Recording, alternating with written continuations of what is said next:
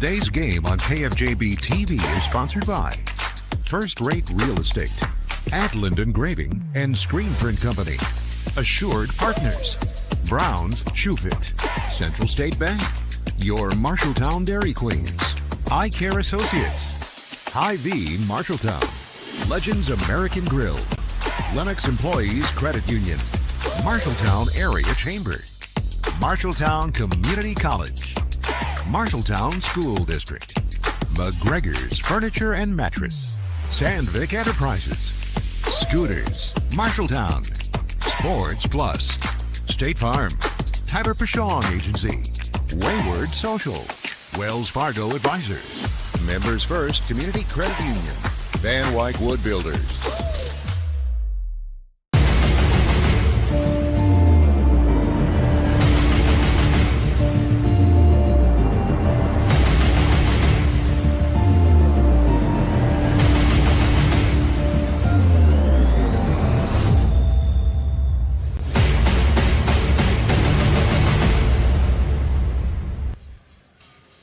Battle in the Conference of Champions tonight, the Dodgers and the Bobcats. Final tune-up before the Christmas break right here on KFJB-TV.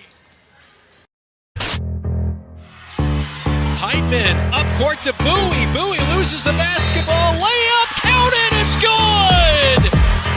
Wow.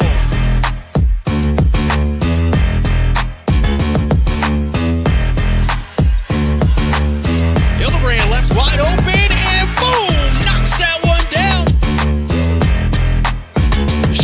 Inside. Wow, what a scoop and score by Amira Johnson.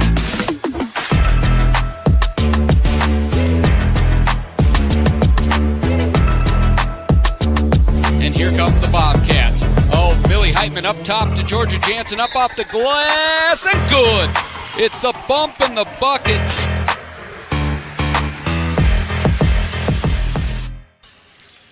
Back in for the Friday Showcase on KFJB-TV. Brandon Lewis, Dylan Does alongside me. All right, a blowout on Tuesday night for the Bobcat ladies against Southeast Polk. You know, taking on a very tough CIML opponent. How do you bounce back here on a Friday night? Well, one thing, you look at it, it's not just a wake-up call, because really, in years past, you get blown out by a CIML team, and it's just because they overwhelm you.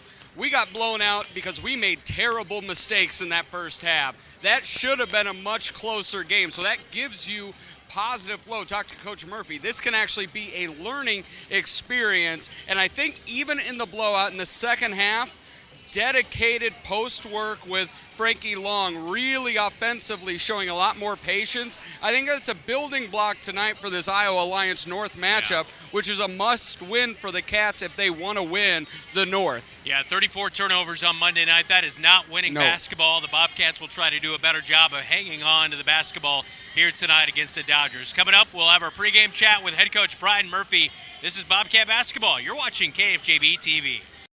The right insurance agent can make all the difference. Assured Partners agents represent multiple insurance companies. They can pick and choose from a larger variety of outstanding insurance options. Assured Partners also handles life and health insurance and Medicare supplement coverage. With access to local, regional, and national insurance companies, Assured Partners will create policies tailored to the coverage you need. For more information, go online to assuredpartners.com/Marshalltown. Power through partnership with Assured Partners in Marshalltown, Toledo, and West Des Moines.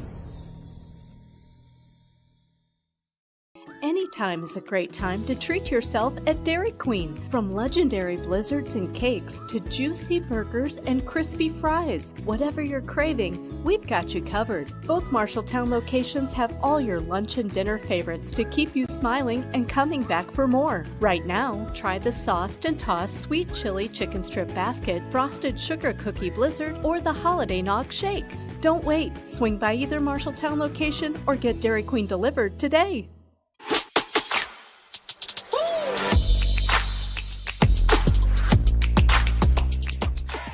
Welcome back into the countdown to tip-off. It is the Bobcats and the Dodgers. One final tune-up before the Christmas break. We welcome in head coach Brian Murphy for the girls basketball team, looking for their 7th victory of the season here tonight. Man, there's been so many bright spots. You look at Frankie, she's doing it all again, rebounding and block shots. Millie Heitman has taken her game to the next level. What do you look for in your team to bounce back after a tough loss at Southeast Polk on Monday? I think number one against Southeast Polk, they were the aggressor for most of the game. The games that we've played well, we've come out the aggressor and stayed the aggressor the entire game. So, I mean, that's the mentality we're looking for in this game is we need to kind of reclaim that identity and that, you know, we're going to be physical, we're going to be aggressive on both ends of the floor, and that kind of mentality, I think, has really pushed us forward this season. And, of course, it was a very physical game, a very low-scoring game. The last time you played the Dodgers, you ended a 10-game losing streak against the Dodgers with a Kinsley Bowie layup. It was a phenomenal game. And then I felt like that really kind of springboarded you for the rest of the season. Yeah. Kind of saw a little bit of the tides turn for you. Then later you got Amara Johnson back, and things started to flow. That was kind of a pivotal game last year for you guys, wasn't it? I would agree. And that, honestly, that feels, I mean, it seems a little bit hyperbolic to say, but that kind of felt like a turning point of the program in some ways where those are the games historically where it felt like we always found a way to lose. And that game we found a way to win. And that really, I think, pushed us forward and made us recognize what we can accomplish with the right decisions and the right mentality. So certainly that moment has been big for us, and we want to make sure we continue pushing forward where, you know, we have games where it is decisive and we're not leaving it to the last minute to squeak one out. Of course, you take on the Dodgers tonight, and a lot of new, fresh faces over there on that side, except for LJ Mail. You know her. She stands at about 6 foot. She can do a lot of different things. What's your plan of attack to shut her down tonight? I mean, number one, she's got to see bodies. We are fortunate in the fact that we've got somebody that can match her frame. Millie matches up really well with her.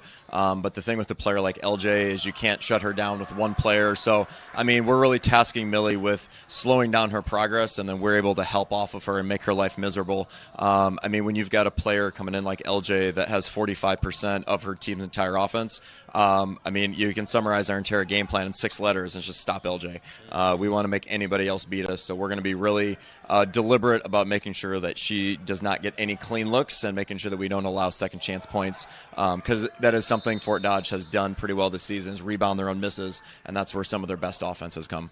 Waterloo East and Ames out of the break after this one. How do you stress that importance and focus on making sure you're not looking forward to Christmas and you do take care of business here tonight? Yeah, I mean, the weird thing about high school basketball is, I mean, it's almost 2 separate seasons where you've got your pre-Christmas season and then you've got your post-Christmas. So, I mean, it is actually pretty easy to keep us focused tonight where we want to finish this half of the season strong.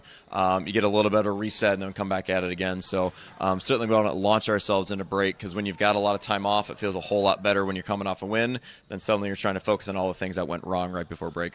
Good luck tonight. Thank you. Appreciate it. Bobcats look to go to 7-1 with victory here tonight as they host the Dodgers. Coming up, our starting lineups between both programs right here on KFJB-TV. Brown's Shoe Fit has a great selection of athletic footwear, including Hoka, Brooks, On Cloud, Birkenstock, and Taos. Brown's Shoe Fit can find the right shoe for every occasion for both men and women, including dress shoes, casual shoes, work boots, and more. They carry multiple sizes and widths to ensure the best fit for you. Their expert-friendly staff will take the time to give you the service you deserve. Brown's Shoe Fit, downtown Marshalltown, with you every step of the way. Bobcat Athletics on KFJB-TV is powered by First Rate Real Estate, FirstRateTeam.com, Adland Engraving and Screen Print Company, AdlandEngraving.com, Assured Partners, power through partnership. Your Marshalltown Dairy Queens. And Brown Shoe Fit, with you every step. Back into the Marshalltown Roundhouse. Time for tonight's starting lineups, all brought to you by Sandvik Enterprises. Let them deliver for you while we deliver you the starting lineups. First off, for Scott Messerly in his 20th year. Of course, he led St. Edmunds before leading Fort Dodge.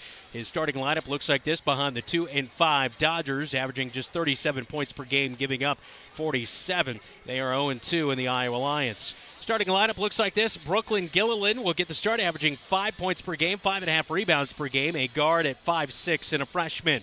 Lenny Pratt, number 3, will start, a 5'8 sophomore guard, averaging a point per game. Number 21, Malay Hollins will start, averaging 5 points per game, 4 rebounds, a 5'7 sophomore forward. Number 23, LJ Mail. She's been a cat killer in the past. She had 2 games with 19 points last year, including 1 game. She had 12 rebounds. She's averaging just over 16 points per game, nearly 9 rebounds, a 6-foot senior forward. And rounding out the 5 for the Dodgers tonight, Ellie Doster, number 34, a 5'4 junior guard, averaging 2.5 points per game and 2 rebounds, 2 assists as well. That's the Dodgers lineup. Bobcats lineup will go like this here tonight. Amira Johnson, number 3, 5'2 junior guard, averaging 9 points per game so far coming into this one, 56% from the free throw stripe. Kinsley Bowie will start, number 11, a 5'7 senior, averaging 3.6 points per game and 3 rebounds per game, looking to get it going from behind the arc here tonight. Number 20, Millie Heitman, a 6'1 senior, putting it all together. Although on Monday night against Southeast Polk, she really struggled. No points, 6 rebounds. She's averaging 10 points per game and 8 rebounds per game on the season. Georgia Jansen, a good night on Monday, 5.6 rebounds. Number 23 is a 5'11 senior forward, averaging 5.5 points per game and 6 rebounds. And the do-it-all center, number 44, Frankie Long, a 6'2 junior, averaging 10 and 10. So far, she is number 4 in 5A in rebounds, number 2 in blocks, and 5th in 5A with 41 free throw attempts coming into tonight. She had a double-double on Monday with 11 points and 11 rebounds. Cats are 6-1. They're 1-0 in the Iowa Alliance Conference North as they look for their second conference victory. They have the best defense in 5A, averaging 28.7 points per game allowed to their opponents. They come into this one 4-1 in their last 5 games. You're locked in to Bobcat Basketball on News Talk 1230 AM, 93.9 FM, and on KFJB-TV. Looking for top-notch eye care close to home? Eye Care Associates, with offices in Marshalltown, Conrad, and Toledo, has proudly served Central Iowa since 1990. Their expert team provides eye exams for all ages, designer frames, contact lens fittings, and treatment for glaucoma, cataracts, and other eye conditions. With advanced technology, a welcoming staff, and convenient online booking, your next visit is easier than ever. Visit VisionSource-MarshalltownEyeCare.com today. Eye Care Associates, your vision is their priority. The following is a presentation of Bobcat Athletics on KFJB-TV.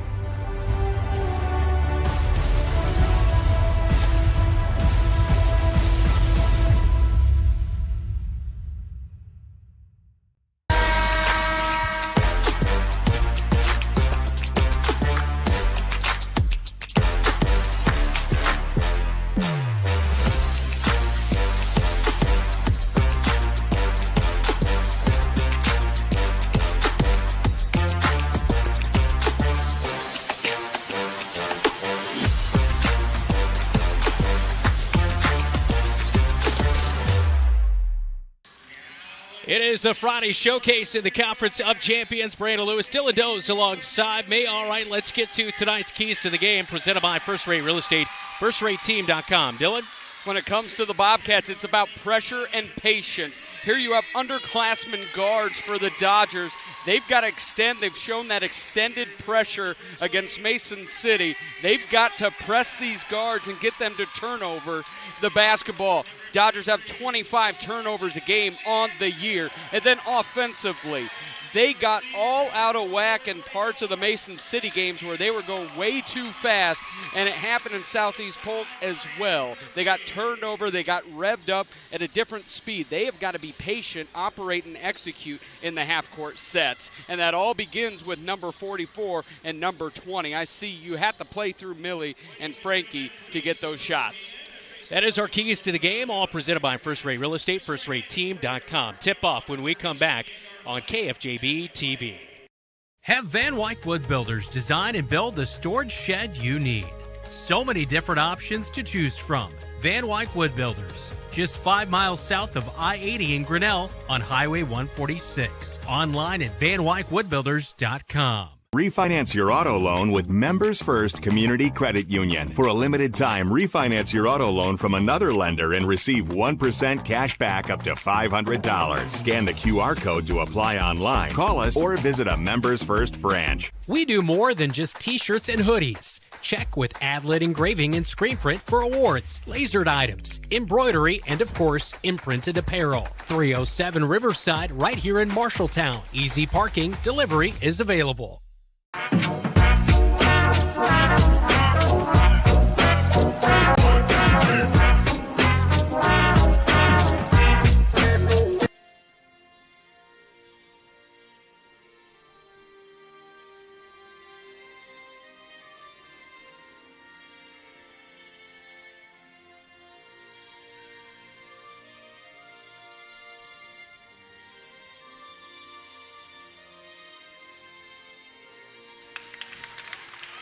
National Anthem wrapping up inside the Marshalltown Roundhouse. Brianna Lewis, Dylan Dones alongside me tonight. Our on-site producer is Zach Tomish. On camera work tonight in the Roundhouse, Keith Stewart down on the floor, and Elijah Bond up top. Meanwhile, back at the radio studios, great to have Jeff Brooks back running things. As glad the family is doing all well for Jeff Brooks and your family as well. We hope everyone has a great Christmas and a Happy New Year. Our final tune-up here tonight, Christmas right around the corner. You definitely don't want to overlook this one here tonight in the Iowa Alliance. Yeah, you want to open a present early, but you want to make sure it's not a piece of coal. The Bobcats have to understand they were the hunter for years and years and years, just ending an 11-game losing streak at Fort Dodge last year. Haven't beaten the Dodgers here in Marshalltown since 2018. This year it flips. You're the favored team. You're now the hunted. Can you operate from a different mindset?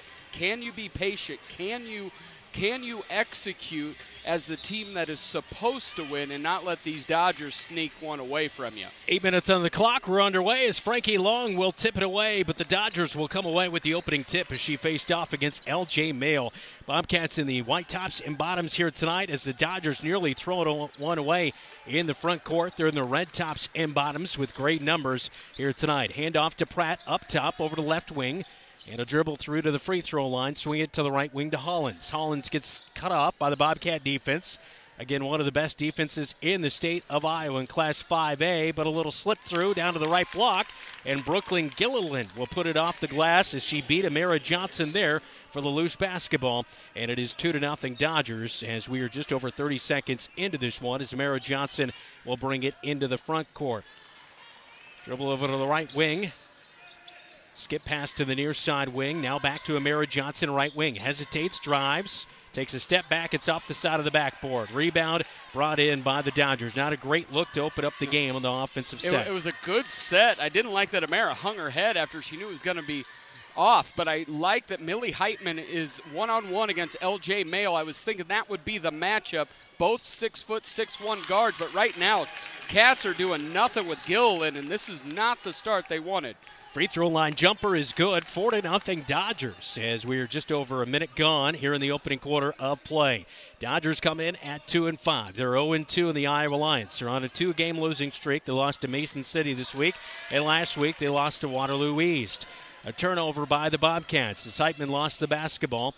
Over to the right wing, they get it now to the top of the key to Hollins as the Dodgers work into the front court. Lady Pratt picks up the basketball, throws it away. Heitman steals it. She'll take it coast to coast, and the layup is off the right side of the iron. Heitman just lost it at the very end, did not follow through with her layup. And the Dodgers have it quickly back into the front court with Pratt. Now Amara Johnson with a steal. She knocks it away from Pratt. Hits the deck. Millie Heitman picks up the loose basketball, brings it into the front court, and settles things down for a moment. Really like Millie so far in the passing lanes. And with LJ Mayo, she scores over a third of the team's points. You know they're going to look at her. Bowie up high. And she'll swing it down to Jansen. Left block. Runner good. As Georgia Jansen finds her first bucket of the night. A great look right there. And a timeout called by Scott Messerly for the Dodgers. We'll take it with them. It's 4-2. Cats trailing on KFJB-TV. Good call tonight, man. You too? You think what I'm thinking? Let's go to Legends for a Bobcat burger. Hi, guys. What are we hungry for today? I think we're going to do 2 Bobcat burgers.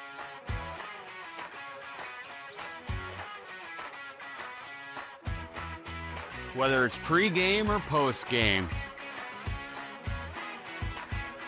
Or during the game, it's Legends American Grill in Marshalltown.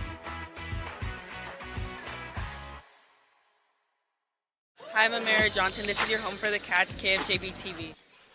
Bobcat defense limiting teams to 28.7 points per game. They brought their defensive lunch pail here tonight, although 4 points quickly for the Dodgers out of the timeout after the Bobcats hit a bucket. Millie Heitman almost comes up with another steal. She's already had a couple of those early on here tonight. Mail drives against her down the right side of the paint, and a travel is going to be called on LJ Mail as she was driving against Heitman. Turnover Dodgers back to the Bobcats. But early on, defenses looked okay. They allowed a couple of quick buckets to Brooklyn Gilliland, but a couple of really nice steals, including the last one by Millie Heitman that ended up in a Georgia Jansen 2-point bucket. What I like is Gilliland may have gotten those 2 buckets. LJ Mail has not gotten the basketball in scoring position yet. A pass back towards the middle. Not a great look by Georgia Jansen. She drove baseline. It was cut off and just threw it back in the paint. Turnover Cats. Gilliland brings it into the front court. Over to Hollins on the right wing. Drive down to the right block.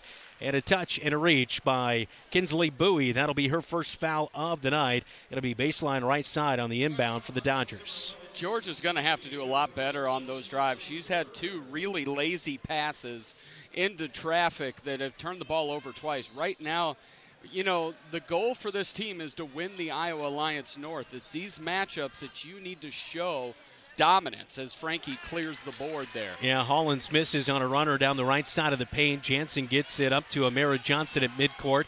Cats into the front court. Johnson at the top. Over to Jansen, right wing. Swings it quickly down to Frankie. She's fouled by Hollins from behind. Hollins will pick up her first foul. She came in, blocked the shot, but man, she got all contact with Frankie, and this will send her to the free throw line for the first time tonight. Just 19 of 41, but those 41 attempts at the free throw line is 5th in 5A for Frankie Long. If she can continue to improve at the free throw stripe, that will definitely help the Bobcats put teams away late, as the first one will knock out right side. No good for Frankie Long. And I really give a shout out. You see the foul down there, but that was all created with a wonderful seal by Frankie down low, but a good look from Georgia, putting it right on her hip to be able to get right into scoring position. Second free throw for Frankie Long is no good off the left side. And a rebound by Hollins brought in. Dodgers get tied up at midcourt. Amara Johnson comes away with a steal, helped out by Georgia Jansen on the play. Cats into the front court, trailing by 2. It's 4-2 our count with 4:20 to go in the opening quarter, and a pass to Frankie Long down to the right block for Millie Heitman's just too high, and a turnover on the Cats again. And this is a problem that the Bobcats had last year against the Dodgers. They lost to the Dodgers at home last December with 22 turnovers. They beat the Dodgers despite having 31 turnovers in their second matchup against the Dodgers. Dodgers break the press on the backcourt by the Bobcats, but Frankie Long with a block down low. Cats have it. Amara Johnson into the front courts. Hands off to Heitman, right wing, swing pass, and she throws it right into the Dodger bench. Way over. How can you miss Georgia Jansen? She is very tall, but we look at the Frankie Long block down low on the shot by Bella Lee, and a great defensive play for the Cats, but boy, just all disoriented on the offensive end. Cats have not learned how to play from the dominant position. They did this against Mason City. They just kind of toyed with them. They did really good things on that defensive end, but offensively just out of whack. And the thing is, it's coming from Millie, who's a very good passer. This is not what has much better skill set than that, just maybe a little amped. Heitman pokes away a pass towards the top of the key, and Hildebrand comes away with it. Gets the feedback from Hildebrand. Runner by Heitman on the left side of the paint is no good. And here come the Dodgers with LJ Mail, who brings it into the front court. Hesitates, goes to the right wing, puts up a 3. It's no good. Offensive rebound brought in by Doster. Doster will throw back to the top of the key by Gilliland. And now she is going to be guarded tightly by Hildebrand, but just get it back to LJ Mail, who will go against Heitman. Down to the free throw line. Looking for a spin move. Tosses up a shot. Long got a piece of it. Dodgers, though, get it back underneath the hoop. Wide open 3. Left wing is no good. Another offensive rebound by Hollins. Her putback is no good. And now Bowie gets in a tie-up with the Dodgers down in the paint. And the possession arrow is with the Bobcats. So they'll have the basketball, but nobody boxed it out right there on the defensive end. Kinsley Bowie just stood there and allowed herself to be boxed out there. The Cats, already Frankie's got her second block. Team gets 6 a game, so we get a timeout. Cats looking like they're focused on opening those Christmas presents before they take care of this one here tonight. Timeout on the floor. We'll take it with them. It's Dodgers 4, Bobcats 2 on KFJB-TV. At Lennox Employees Credit Union, you're more than a member, you're family. Since 1948, we've been helping members and their families save more, borrow smarter, and reach their financial goals. Whether it's a low-rate auto loan, a mortgage that feels manageable, or simply a savings account that grows with you, we're here to make banking simple and stress-free. Discover the credit union difference today. Visit Lennox Employees Credit Union, 1004 East Main in Marshalltown, where people helping people is more than a motto, it's who we are. Learn more at lennoxecu.com. Member NCUA, Equal Housing Lender.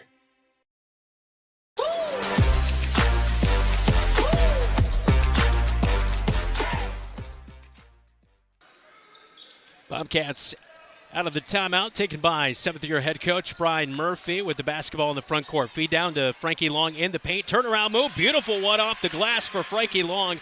We're tied at 4 with 2.5 minutes to go in the opening quarter of play. Back to your point. Yes, you're right. I mean, that's how the game went against Mason City with sloppy, possessions on the offensive end. But it's kind of been a bugaboo for the Bobcats all season long, not just specifically those high-level games. I mean, shooting percentages very low, 32% from the field, 18 from 3, 53% from the free throw line. Offense has been a struggle, although the defense has been very good. And here the defense comes alive again. Heitman comes up with a steal. Fields to passes in the paint to Hildebrand. She has to dribble it out as she lost the basketball, continuing losing it, and gets it back to Amara Johnson at the top of the key. Good to avoid a turnover, but that was a bucket. Love the intensity and the intention of going to Long in the post. Hildebrand, 3 left wings off the back of the iron. Big rebound inside by Grace Nichols as she's checked in. Number 42 standing at 6'1" and just a sophomore. LJ Mail, spin move in the paint. She's touched up. Ball rolls off the front of the iron, no good, but 2 free throws for L.J. Mail, and the fouls on Frankie Long, her first of the night. Yeah, Mail loves to come back. If she's done it on all of her shots, is she wants to get you on the hip, and then she wants to spin back on you. And there, Cats have been able to block a couple of them. This one, free throw misses. This one, Frankie got the arm. So Mail misses the first free throw, and into the game, Kira Halstead as well as Georgia Jansen as Frankie Long and Kinsley Bowie will check out for the Bobcats. 1:33 to go in the opening quarter. We're tied at 4, and now it's 5-4 as L.J. Mail makes the second free throw, a 71% free throw shooter coming into this one on the season. Amara Johnson to the free throw line, passes to Halstead, right wing, out of Hildebrand at the top. Halstead's been getting more minutes. She's a very smart player, doesn't try to be anything she's not, as an errant pass goes out of bounds. Fort Dodge just subbed in a sophomore center in Grace Nichols. She's 6'1", and she's left-handed.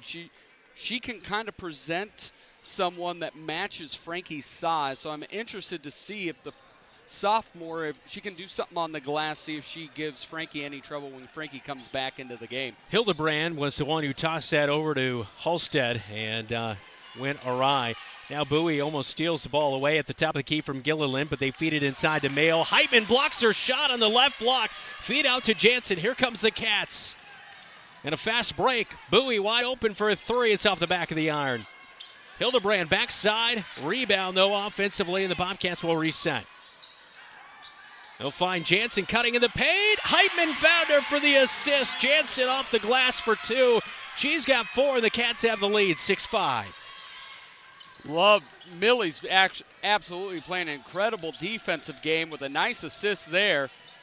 A 3 way off the mark by Mail from the right wing. It didn't even touch the iron as Hildebrand came away with it. Heitman into the front court with the shot clock off. Final 20 seconds if the Bobcats want. Can be theirs in this first quarter of play. Bowie way out high, gets it, drops it to Heitman, extended from the left block, and she'll back it out. Skip pass over to Hildebrand on the right wing. Loses it, gathers it, floater in the paint, tosses it up. Touched on the arm by Lenny Pratt on the shot. Shot could not go, but Hildebrand will go to the line for 2 free throws. a 50% free throw shooter on the season, just 5 of 10 so far. One of the things with the Cats, scoring is so important for them. Not just, of course, the points, but the opportunity for transition buckets. They are turning Mason City over, but it's in the half court. They can extend that press, put pressure on those guards. They've been able to turn them over pretty consistently, as Morgan just cannot find the shooting touch here tonight. Yeah, her shot came alive last season later after the break, but she has looked all sorts of off to begin this front half of the season, and the shooting percentages do follow that. Just shooting 9% from the floor and 7% from three-point territory and 50% at the line as she hits the second one after missing the first free throw. 7-5 Cats, 5 seconds to go. Amira Johnson forces a turnover on the inbound. Layup is good, and that's how we'll end the first quarter. 9-5. Bobcats finally try to turn things around after a slow start inside the Roundhouse on the Friday Showcase.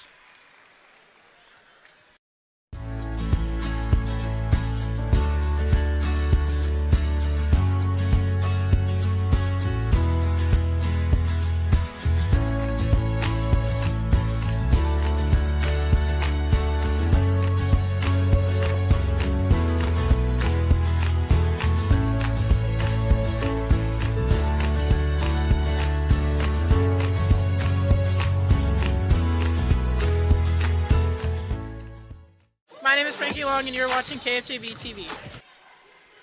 At the end of one on the Hy-Vee scoreboard, it is 9-5. Time for a Central State Bank scoreboard update on a Friday night around the state of Iowa. Dylan, what do we got?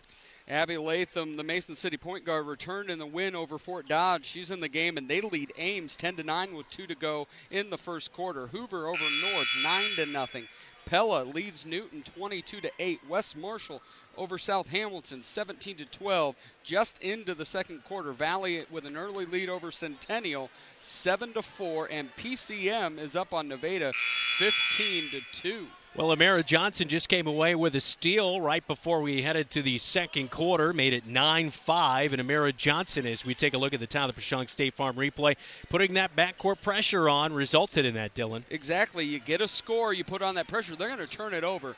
As Georgia Jansen, great job in the passing lane. But one thing about LJ Mail, yes, she averages 16.5 points, but she takes a lot of shots to get there. She's only shooting around 33%. It's not a real efficient scoring, and tonight she has been locked down, blocked on 3 different occasions. She has that one free throw, but really has been a non-starter for her tonight. Underway in the second quarter, yeah, Jansen knocked away the inbound pass initially, then slid like she was sliding down a wintry hill, and now we see a foul on a drive by Hollins down to the right block, and free throws coming for Hollins. She'll head to the line for 2. That's on Kinsley Bowie, her second foul of the night, but Bobcats definitely good on the defensive end. And the offense trying to come alive here as we look at that last play as Bowie just maybe a little bit with that left hand late there. Hollins at the line for 2. A 38% free throw shooter. It's off the left side. No good. Second one to come for Hollins. Yeah, I think she came down with that arm. I thought she might get away with it just because it was with that left arm. She didn't come through her body.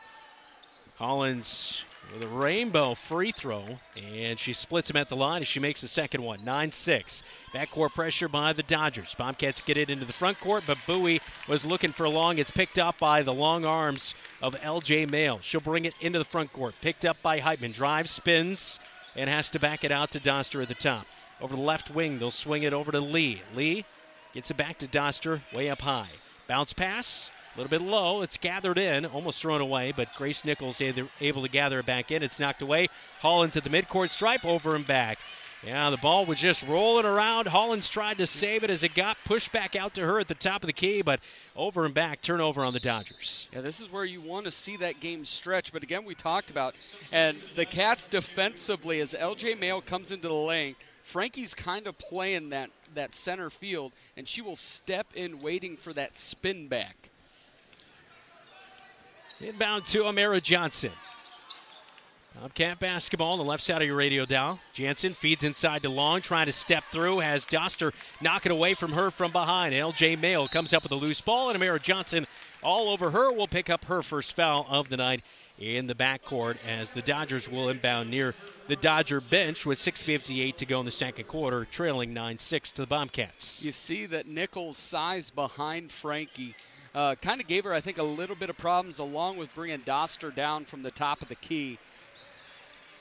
Doster, right wing, swings it top of the key to Hollins. Hollins drives right to the right wing, gets tied up with a few other teammates and some Bobcats. Now a late feed to Nichols. Nichols takes a jumper outside the left block. It's no good. Heitman comes away with the basketball. Outlets to Jansen. Now a cross-court pass over to Mara Johnson on the right wing. Shut down on the drive. Gets past Gilliland. Drives baseline. I believe Gilliland is going to pick up her first foul of the night. No, stepped out of bounds. Okay, she did step out of bounds on the baseline.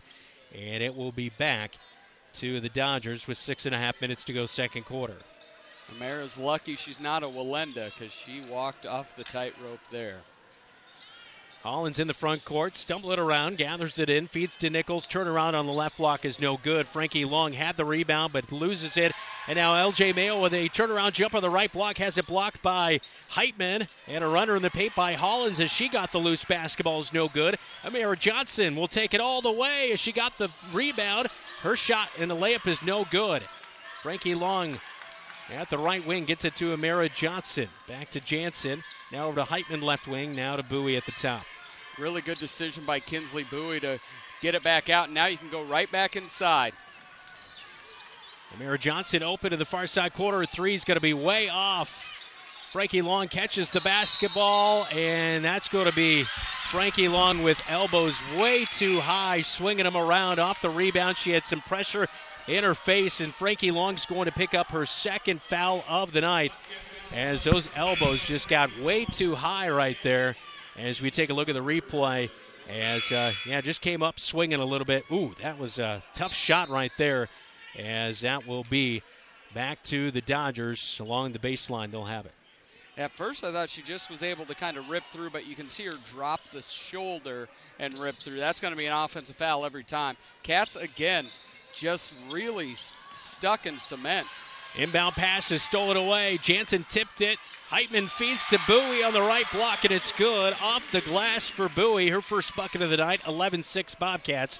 5:24 and counting in the opening half of action. LJ Mail at the midcourt stripe, tied up by Jansen. Rips it away from LJ Mail. She'll take it inside, loses it. It rolls to Amira Johnson, who feeds over to Bowie. Now to Jansen on the left wing. Now to Heitman near side corner. Drives baseline against LJ Mail. Kicks it back out to the top of the key as the Bobcat offense will reset. Nice job in the half court. Again, like if you can get dead ball sets, this, and Millie was anticipating Frankie coming for the ball. And this is my big thing as the Cats get it back. This is my big thing. If you're a big, don't run across the lane with your hands at your hips. Present your hands. Give them something to throw to. Expect the basketball. If your hands are at your hips, you're never going to get the basketball in scoring position. Yeah, Heitman just threw that one in there, and Long, like you mentioned, not quite ready for it, so it was tipped out. Dodgers tried to save it from going out of bounds, but it comes into the near side corner at the end of the Dodger bench.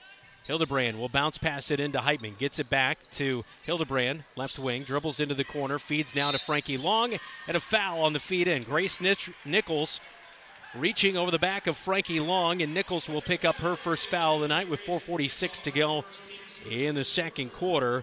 I love that set right there. A little pick and roll to get Morgan into a good passing lane for Frankie. Amira Johnson catch and shoot off the inbound, knocks down the three from the near side corner. 14-6 Bobcats, and the Bobcats almost steal the inbound play as Jansen knocked it away. They were trying to get it to LJ Mail, and it will be on the far sideline as on the inbound play here, Amira Johnson on the replay with that three, just spotted up and knocked that one down. Against this Cats offense, that's going to be wide open for Amira Johnson, Morgan Hildebrand, Kinsley Boo if she's not throwing the ball in it.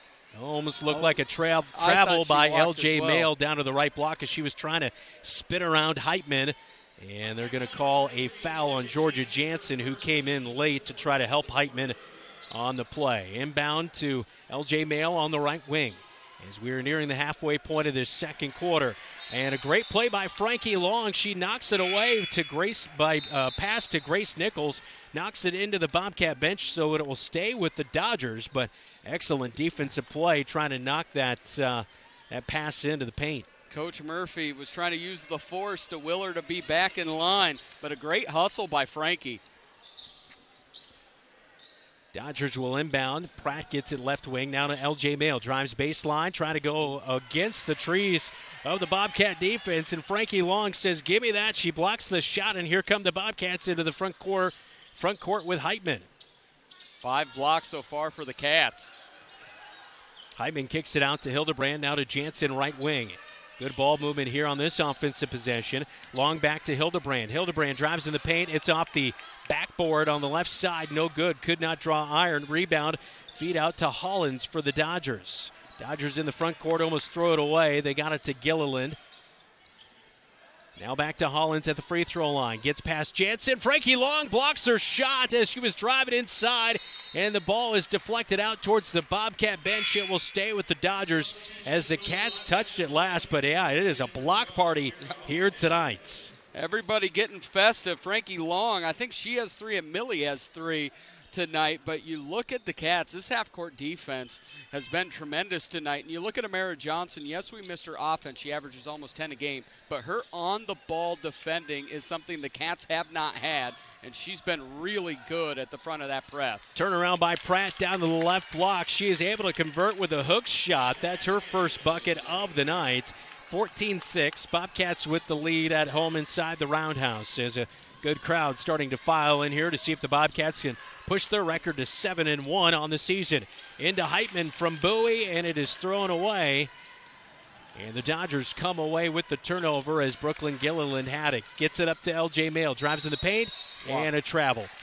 It was a good move to get past Heitman, but too good of a move as she'll travel. Got Heitman off her feet, though, and was looking for a clean shot. Back to the Bobcats. A little bit of pressure in the backcourt by the Dodgers. Amira Johnson controlling the point. She'll bring it over the Cat logo. And at the free throw line, kind of has to back it out as Doster is guarding on her. Doster's going to have problems stopping her if she gets straight line drive. That's what's stopping us. Absolutely, the poor passing in the half court is why this game isn't 15 points. Hildebrand turns it over, and the Dodgers run the floor with LJ Mail, and she runs right into Kinsley Bowie. And LJ Mail will pick up the charge as that will be her first foul of the night. As we take a look at the replay right there of that charge on our Tyler Pashong State Farm replay. 2:37 to go, second quarter. Bobcats leading 14-8. Georgia Jansen getting off the bench to substitute in before the inbound pass as Heitman will head to the bench. But, yeah, Hildebrand with a really ill-advised pass was tipped away, and we've seen that quite a few times already early on here. Bobcats at least have 10 turnovers in this first half. Yeah, the Cats' bread is always going to be buttered on the defensive side, but you have got to be more efficient in the half court, and it comes with just make the simple pass. Don't throw into double teams. Don't throw into traffic. Another pass into traffic, but Jansen came away with it. Over to Bowie, far side wing. 3 is off the front of the iron. Halstead underneath the bucket on the left block gets the offensive rebound, though. The Bobcats will reset with just about 2 minutes to go in this second quarter. Halstead open in the far side corner, gets it down to Bowie on the right block. She tries to pass it back against 3 Dodgers, and it's tipped away. Bowie tips away a pass, though, from Hollins over to Gilliland. Gilliland will push it up near the midcourt stripe, almost turned over, and that's going to be a backcourt violation. 10-second violation by the Dodgers. It's back to the Bobcats. So bad offense turns into good defense for the Cats, forcing the turnover by the Dodgers. And I really think, yes, the turnover was on Kinsley Bowie. Amara Johnson could have really bailed her out by just cutting to the hoop. She would have had a layup, but she just stayed out unguarded at the three-point line. 14-8, Bobcat basketball, 1:45 to go. Jansen open for 3 off the back of the iron. It does not go, and an offensive rebound brought in by Emma Lloyd. As Gilliland will now have it, and she's over the midcourt stripe, guarded by Johnson, and a bump. Mara Johnson will commit her second foul of the night as Gilliland was at the free throw line, and just a little bit of a hip check right there, and that'll be the 5th team foul on the Bobcats, sending Gilliland to the free throw stripe with 1:29 second quarter. And if you're Amara Johnson right there, you got behind. You just want to sprint and get back in front of her and not just continue to try to poke at the ball. You're going to get called for a foul every time. So Gilliland at the line, a 50% free throw shooter on the season. Missed the first one, second one will not go. Jansen with the rebound, feeds to Frankie Long, who gets it to Kinsley Bowie on the far side. She'll trot over the midcourt stripe into the front court, and guarded by Hollins, swings it to Jansen. Jansen a quick feed into Long, turnaround, and a foul. Grace Nichols not quite all the way straight up as she was guarding Frankie Long. That will send Frankie to the free throw stripe for the second time tonight, as Frankie was not able to convert on her 2 attempts earlier tonight. Second one on Nichols. Third team foul here in the second quarter. 1:14 to go. We'll see if Frankie Long can extend the Bobcat lead, and she will not be able to, as the first one is no good as well. And really with Frankie, she's talking to herself. She's frustrated. It's easier said than done, but how do you stay out of your own head? Trust the work you've put in. Trust your form. And just too hard that time. 0 for 4 tonight, but Jansen with the rebound on the free throw. Give the basketball back to the Bobcats here on an extra possession. Hildebrand near side wing, quickly into Frankie Long. Feeds it back to Hildebrand. Now Jansen, quick ball movement, finds Amara Johnson, but her three is an air ball. No good on the front side of the hoop. Gilliland with the rebound. Up to Hollins. Hollins scrambles for it. It's out of bounds as a pass was fed up to her at midcourt, but too far in front into the Bobcat bench. And head coach Brian Murphy put his hand out to make sure Hollins stopped from rolling into the bench right there. So 49 seconds to go in the second quarter as we look at right here that pass. Hollins, just a bounce pass from Gilliland too far in front of her. 42 seconds to go in the second quarter. Jansen, far side corner. Three on the way off the right side of the iron. Heitman tried to get the rebound, saves it from going out of bounds, but no, she stepped on the baseline. Back to the Dodgers in a 14-8 ball game. There's no shot clock with just under 32 seconds, but the Cats still extend that press. Inbound goes to Gilliland. And Gilliland takes it all the way, but a double dribble. And 25.9 seconds remaining in the second quarter. 14-8 our count, and it's back to the Bobcats. And in the backcourt, Hildebrand tried to get rid of it. It was knocked away, but Frankie Long scrambles for it at the midcourt stripe. Bowie comes away with it. Lucky she didn't get an offensive foul. She shoved off. 10 seconds to go. Feed down to Jansen. Turnaround jumper. Left block is good. Jansen finds the hoop for the third time tonight. She has 6. Final seconds counting down here, and the Dodgers won't have enough time to inbound it and get off a shot, and that's how we head to the break. 16-8 is our halftime score. A sloppy night offensively, but the Bobcats have done a nice job as they limit the Dodgers to just 3 points in that second quarter. We head to our halftime report when we come back, all powered by Scouting America Mid-Iowa Council. This is Bobcat Basketball. You're watching KFJB-TV. From preschool to graduation day, Marshalltown Community School District prepares students for success in a global world. Embrace the lead with curriculum that prepares students for tomorrow's challenges, giving your child unmatched college and career advantages. Embrace the lead by developing talents beyond the classroom through extracurricular opportunities and by focusing on student well-being and whole child development. Create a global learning community right here in Marshalltown. Learn more at marshalltown.k12.ia.us.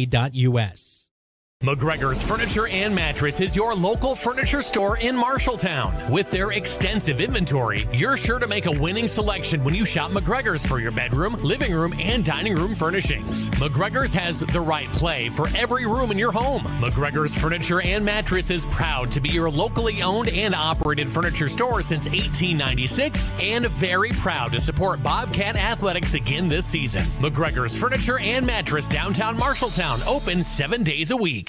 Scooter's Coffee in Marshalltown wishes you the happiest holidays and a wonderful start to the new year full of love, laughter, and coffee. Remember to fuel yourself through the busy days. Stop by Scooter's Coffee in Marshalltown for your favorite seasonal drinks, classic go-tos, or a little treat just for you. Whether it's a warm latte, a sweet holiday-inspired drink, or a pick-me-up on a chilly day, Scooter's has something to make your day brighter. Scooter's Coffee in Marshalltown, keeping you energized, refreshed, and ready to enjoy every moment of the season. At Sports Plus Sports Medicine and Physical Therapy Center, we customize each patient's treatment plan to their individual needs. What does that mean? It means that not every back or knee problem is treated the same, and that your program will be unique and designed especially for your needs or problem. This improves how quickly you will return to work or sports. The Sports Plus staff is encouraging and takes pride in your successful recovery. This is just one more reason why champions choose Sports Plus Physical Therapy as their favorite place to rehabilitate and train. The Halftime Report, powered by Scouting America. Adventure on. We are at halftime, and Santa is in the house. We know him, Dylan. We do know him, and I got a big old list. And I know who's on the naughty list. It's our very own Zach Tomish, the on-site producer, getting nothing. I don't think you're going to get everything you're hoping for. I just want a great partner both in the broadcast booth and at home. And so Aubrey and you both are the gifts that I want. Well, the Bobcats leading 16-8 at halftime, limiting the Dodgers to just 3 points there in the second quarter. Defense all season is, outside of the Southeast Postgame, has really not been a question. It's just been the offense.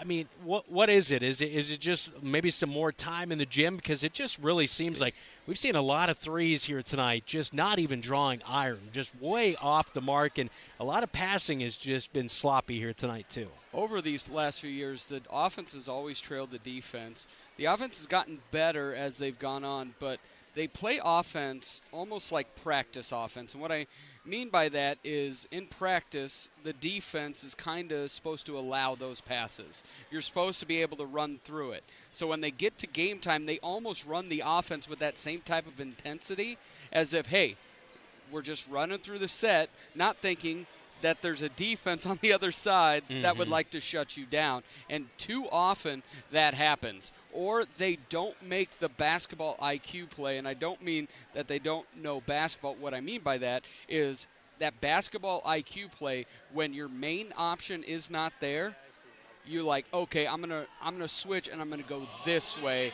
And we struggle to get from that first option to that second option if that first option is shut down. Leading scorer for the Bobcats in the first half, Georgia Jansen with 6.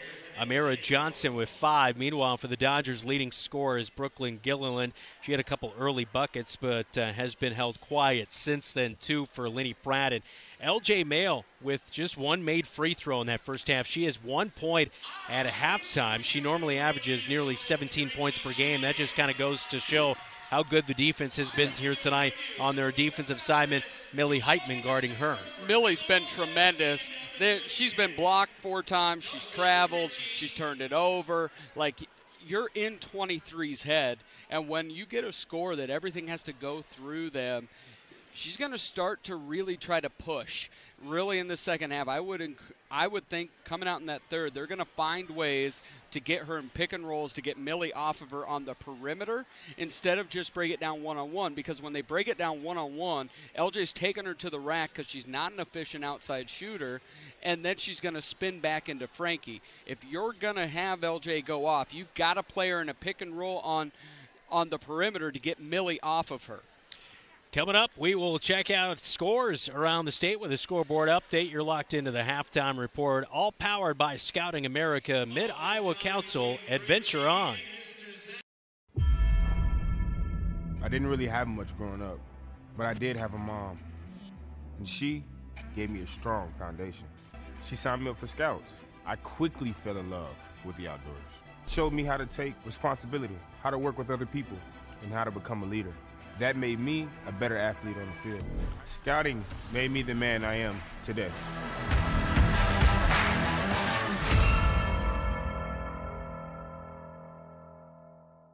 Wayward Social is the place for fun. With 20 lanes of bowling, leagues for all levels, great food and drink options, an awesome arcade, there is a ton of fun to be had at Wayward Social for date night, family fun, or the company party with plenty of space for everyone. Visit Wayward Social on Facebook for updates on specials and live music. It is all on South 6th Street in Marshalltown. Visit wayward-social.com to start planning your group outing at Wayward Social, the place for fun. Like any good neighbor, sometimes you move. Here at Tyler Pashong State Farm, we have moved to our new office location at 2110 South Center Street here in Marshalltown. I'm Tyler Pashong. I'm so proud of my team and what we have helped build, but we couldn't have done it without you. We are passionate about what we do and care about the community we serve. I invite you to our new location and see how we can make a positive impact in your life. We'd love to talk to you about what makes you M-Town proud. You're an empty nester closing in on that retirement property. Chances are your plans didn't include mom moving in, but life happens and you do the right thing. Wells Fargo Advisors can help. For more than 125 years, we've created wealth management and investment strategies aimed at achieving our clients' personal financial goals. When retirement means caring for yourself and a loved one, turn to Wells Fargo Advisors. Together, we'll go far. Wells Fargo Advisors is located at 14 East Southridge Road in Marshalltown. Call them at 641-752-5401. They're a member SIPC. Bobcat Athletics on KFJB-TV is powered by Central State Bank. Locations in Ames, State Center, and West Des Moines. Eye Care Associates of Marshalltown, Conrad, and Toledo. Hy-Vee of Marshalltown. It pays to perk with Hy-Vee Perks. And Legends American Grill, Marshalltown Steakhouse. Time for a Central State Bank scoreboard update. Dylan.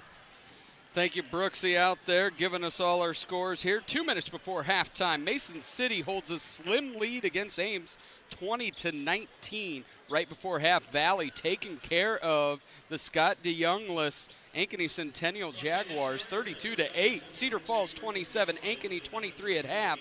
Hoover having no problem with North, 24-4. That's at the end of one. And Roosevelt is a feat. You got to mess with them. They are very, very good. They're up on Lincoln 30-10. That's at the end of the first quarter.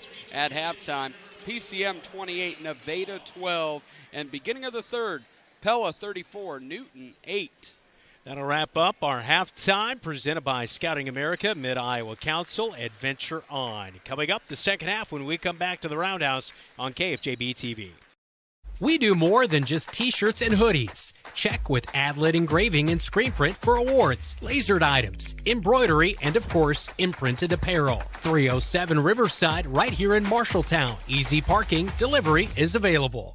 Refinance your auto loan with Members First Community Credit Union. For a limited time, refinance your auto loan from another lender and receive 1% cash back up to $500. Scan the QR code to apply online. Call us or visit a Members First branch. Have Van Wyck Wood Builders design and build the storage shed you need.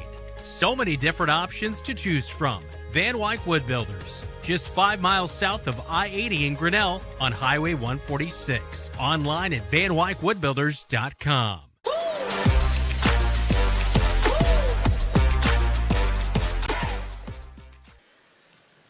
On the Hy-Vee scoreboard, 16-8, Bobcats leading as we begin the second half. Bobcats will have the basketball.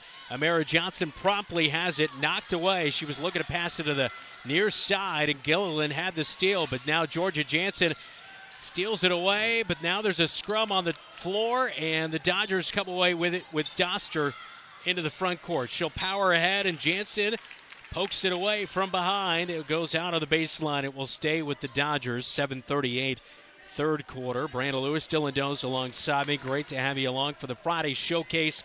Our second half of our doubleheader in the boys' game coming up after the completion of the girls' game.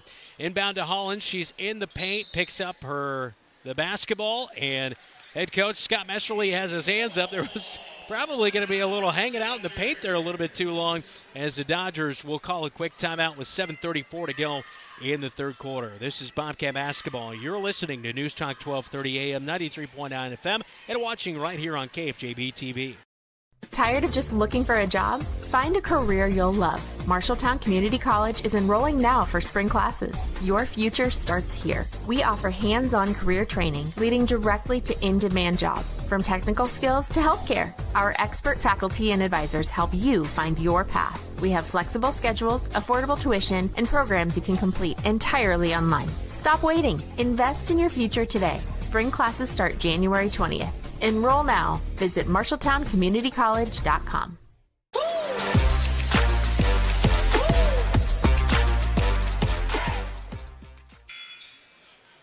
16-8, Cats lead. Timeout by 20th-year head coach Scott Messerly for the Dodgers. They have the basketball, but a little dysfunctional on the offensive side, so they called the timeout. Inbound to L.J. Mail. Over to Doster. She'll swing it left wing, drop it into the paint. Kick back out to Hollins, near side corner as they fed it into Gilliland. And back to the top with Pratt. They're now in a zone. And they try to feed it to L.J. Mail. It was knocked away. Now Georgia Jansen from behind tries to block the shot of L.J. Mail. It will send her to the free throw line. But they're going to call the foul on the front side, which was Frankie Long, and that'll be her third foul of the night. I thought it looked like Georgia Jansen just came in from the backside and swatted that thing. L.J. Mail at the free throw stripe. Rims out the first one. This is her second trip to the free throw stripe here tonight, so the first one does not go. As Frankie Long with those 3 fouls will check out, Morgan Hildebrand will replace her. I don't know why we go to a zone, because as Mail makes the second one, is they've done nothing offensively against the man, and then you go to the zone and now you can't control. They just move Mail side to side, and they can get any matchup they want. Amira Johnson in the front court. Yep, she did travel. She kind of brought that ball up high, and I think she was trying to maybe either gather it in and pass, but anyway, she got moving too quickly as she got the basketball from Morgan Hildebrand in the front court. So a turnover on the Bobcats, back to the Dodgers with 7:08 to play in the third quarter. Doster throws it away. She stopped the midcourt stripe, runs over Amira Johnson. Here goes Hildebrand into the front court on the left wing, swings it back to Bowie, wide open top of the key, and she shuffled her feet before she passed. She thought about the three, and then she decided, no, I don't want to take that three, and she passed it and just traveled. Shoot the basketball. You're wide open. Shoot the basketball. Well, Bowie and Hildebrand probably, not anything they don't already know, not with a lot of confidence right now in their shot. And as the Dodgers get it inbounds, Lenny Pratt got the basketball but also shuffled her feet before she dribbled. And that will be a turnover right back to the Bobcats. So who wants to not turn it over tonight? I know we do, but we don't have any control over that. That is true. I would take like a turnover. Yes, you know a blueberry turnover sounds delightful. That does sound good. Bobcats in the front court. Feed it. A high entry at the free throw line to Heitman. Good ball movement, but knocked away. Jansen passed it in to Bowie, knocked away by the Dodgers. They have it, and Jansen with a push as she pushed Gilliland, who came up with a loose basketball. And Jansen will pick up her second foul of the night. 16-9 our count, as that was nearly our halftime score as L.J. Mail has put in a free throw. That's been the only point here in the second half. Did they not call a foul on that? No. I thought they called a push with the official. Hollins with it on the far side corner. Feeds it down to L.J. Mail. Hook shot with the left hand is no good on the right block. Gets her own miss, though. Now feeds it out near side corner. Gilliland will drive baseline. Bumped by Hildebrand on the shot. It's no good. Mail offensive rebound. Put back. It is good. That will be L.J. Mail's first bucket of the night. And she gets an and one with 6:09 third quarter. 16-11 our count as we take a look at the replay here on KFJB-TV. Can I go on record? I've already said it this quarter. No reason to be in the zone. That creates such bad matchups, and it's the only way that Mail's going to get going. Mail converts on the free throw, and a travel by Amira Johnson shuffled her feet as she got the basketball as she stepped into the front court. She's looking around, not knowing what she was doing, but she's hopping every time. Megan Heitman over on the bench was even showing her what she's doing. Yeah, definitely a travel right there. She hopped before she dribbled, and so a turnover. Now it's a 4-point game after Mail put in the and one for the 3-point play. And on the inbound, the Bobcats knock away the inbound play from Doster. So Bobcats will guard here defensively. They're back to man-to-man defense, player-to-player defense, whatever you want to call it. LJ Mayo, far side corner. Giving some signs, and she points for Doster to cut, and now Jansen cuts off the pass as she was trying to get it to the top of the key. Jansen, an underhand flip is knocked away, but Heitman gathers it back in, misses the shot. Jansen, though, is there to clean it up and put it back on the left side of the hoop. She has 8 in the game, 18-12. Here goes Fort Dodge on a run out and a bump. Bowie will pick up the foul. No, they're going to call it a charge. They will call a charge. Wow. I thought it was a blocking foul. It looked like she slid in late, but we'll take it. Yeah, it looked like Bowie was about ready to pick up a foul, but it will be the first foul of the night on Macy Wills for the Dodgers, and the Bobcats will have the ball when we come back, leading 8-12 with 5:33 to go, third quarter. The right insurance agent can make all the difference. Assured Partners agents represent multiple insurance companies. They can pick and choose from a larger variety of outstanding insurance options. Assured Partners also handles life and health insurance and Medicare supplement coverage. With access to local, regional, and national insurance companies, Assured Partners will create policies tailored to the coverage you need. For more information, go online to assuredpartners.com/Marshalltown. Power through partnership with Assured Partners in Marshalltown, Toledo, and West Des Moines. I'm Georgia Jansen, and you're watching KFJB-TV. 18-12 is our scores. The Bobcats lead it with 5:33 to go in the third quarter. Man, this is one night where we thought it was a get-right night for the Bobcats, but only a 6-point lead halfway through the third quarter. The defense has been so dominant, they switch back to the man-to-man, that you don't feel like it's really in peril, but offensively we keep getting into our own way. This second half, we're 2.5 minutes in. We've had 5 turnovers.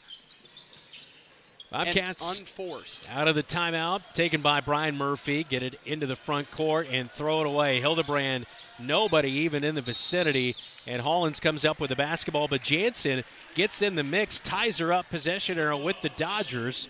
And so it'll stay with the Dodgers with 5:23 third quarter, but they're looking to cut down on this 6-point lead currently as Doster will inbound at the end of the Bobcat bench. Inbounds to Hollins. Struggles to get possession of it right away, takes it all away, and Bowie gets the rebound off the miss, and a tie-up down low in the paint. LJ Mail forces it, possession arrow with the Bobcats. It'll be back to the red and blue with 5:16 in the third quarter. So Hollins missed, and the Bobcats end up with the basketball at the end of it. Almost could have been a foul right there on LJ Mail. Yeah, and it looked like Kinsley Bowie also did the Frankie kind of hook her a little bit. Amira Johnson will get it in the front court, pulls up as her shot blocked by Hollins, but there's contact, and that will send Amira Johnson to the free throw stripe for 2. As Amira Johnson on the season at the stripe, 56%. She's 15 of 27 coming in. This will be her first trip to the stripe tonight. And with the clock stopped at 5:05, third quarter, she'll put in the first free throw and extend the lead 19-12. They're doing a nice job getting it in. You could tell Amira was really wanting the basketball there, and she's had some really good closing quarters in games this year. And Johnson will rattle out the second free throw, no good. Rebound by LJ Mail. Great box out by Mail.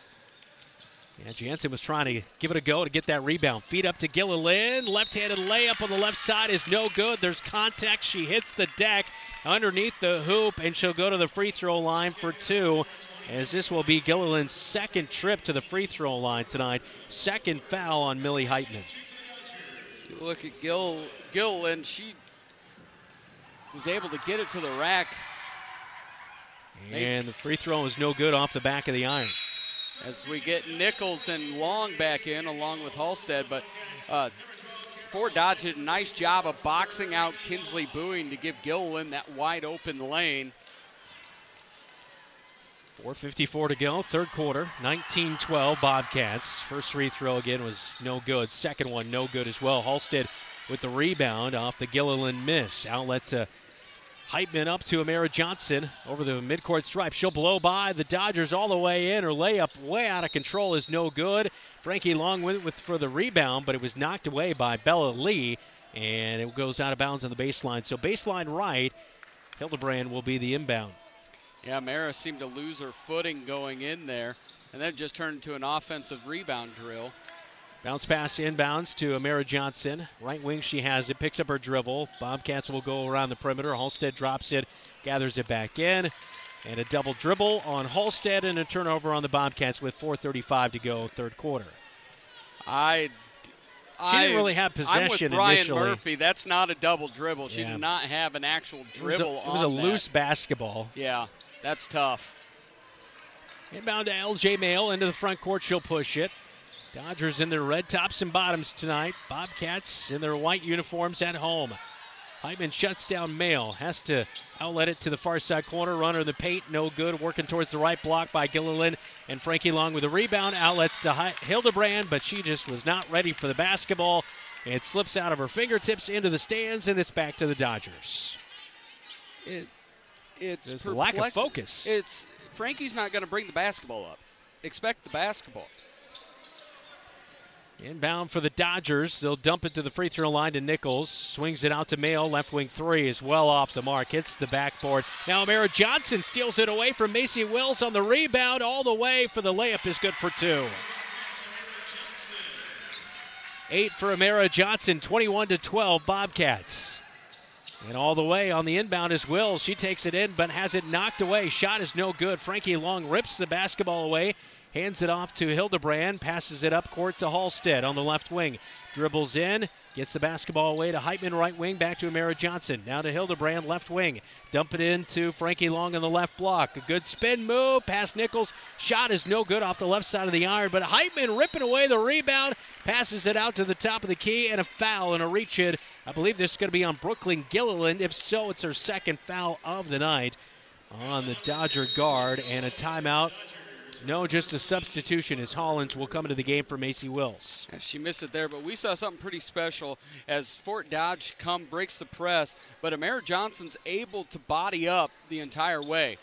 Catch and shoot three on the right wing is no good on the inbound play to Heitman. Now backdoor pass from Hildebrand is way over. That one-handed pass that you've talked about, not able to convert to Heitman. It was a great cut. She was wide open on the right block, but the pass was way too high from the left wing by Hildebrand. So Dodger basketball with 3:21 to go. The inbound pass is knocked away by Hildebrand as Heitman comes up with it at the midcourt stripe. She'll drive to the right wing against LJ Mail. She'll back it in and now has it thrown away as she was trying to get it back to Frankie Long, but Gilliland was right there to take the basketball away. And we have a pushing foul on Heitman, I believe, on the backside. Oh, they called it on Frankie. Okay, so that'll be the fourth on Frankie. I'd like to see that again. What's going on with Frankie? And it's a frustration because, yes, she's getting called, but her body language changes. The way, I don't know, where's that a foul? So fourth on Frankie Long, 3:04 and counting. LJ Mail with the basketball. Free throw line, drives in, runner in the paint, block shot by Heitman. Hollins gets it back, now blocks it again, does Heitman. And Georgia Jansen comes up with a loose basketball. A one-lady show by Heitman here tonight. What Amara Johnson and Millie Heitman are doing defensively is just an absolute masterclass. Halstead top of the key over to Jansen left wing, down to Heitman, now to Hildebrand, wide open for a three. It's off the back of the iron, and the Bobcats can't come away with it, but I believe Amara Johnson's going to get a foul from over the back. And she kind of slapped at the basketball, but no, it's going to be on the front side on Heitman, her third of the night. All right. So Dodger basketball with 2:31 to go, third quarter. For as many turnovers as Fort Dodge has, we have not been able to turn it into hardly any transition points. They're going to be shooting free throws for the next 2.5 minutes. And that is the fifth team foul on the Bobcats. Again, that's the third on Heitman, and so it sends the Dodgers to the line. It will be Brooklyn Gilliland, who is 0 for 4 at the stripe tonight. So her third trip to the line, and a 9-point lead for the Bobcats. And the free throw is off the back of the iron, no good.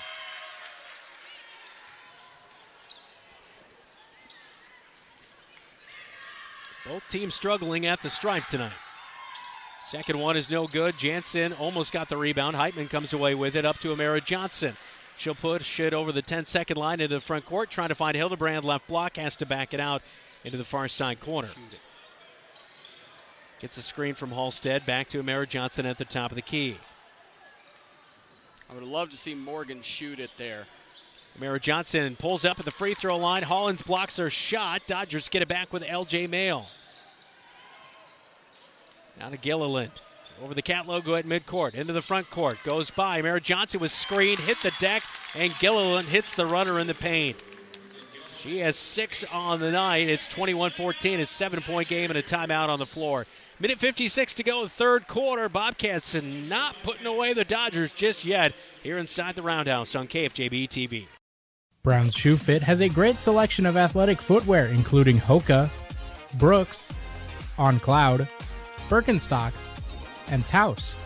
Brown's Shoe Fit can find the right shoe for every occasion for both men and women, including dress shoes, casual shoes, work boots, and more.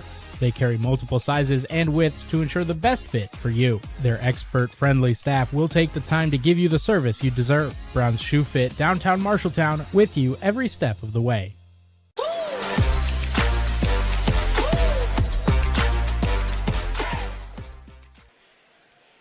Bobcats are 6-1 on the season. Dodgers are 2-5. Bobcats are 1-0 in the conference. Dodgers are 0-2 with losses to Waterloo East and Mason City, but currently just a 7-point game. Bobcats taking a timeout. 21-14 is the score.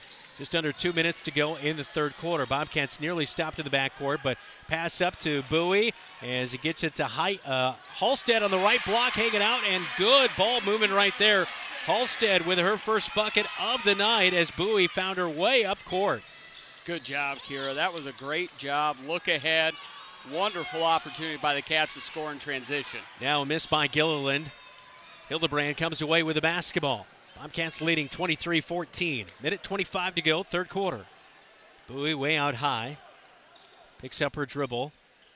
Hollins was way off her. Gets it over to Halstead, right wing. Without a true big, it's flashing to the free throw line in this zone instead of in the post. Good cut by Jansen down to the right block. Turnaround jumper is good. 10 for Georgia Jansen tonight. And a good bucket makes it 25-14. In transition, Gilliland goes all the way down to left block. Kicks it out to L.J. Mail, left wing. Spin move inside, off the glass for 2.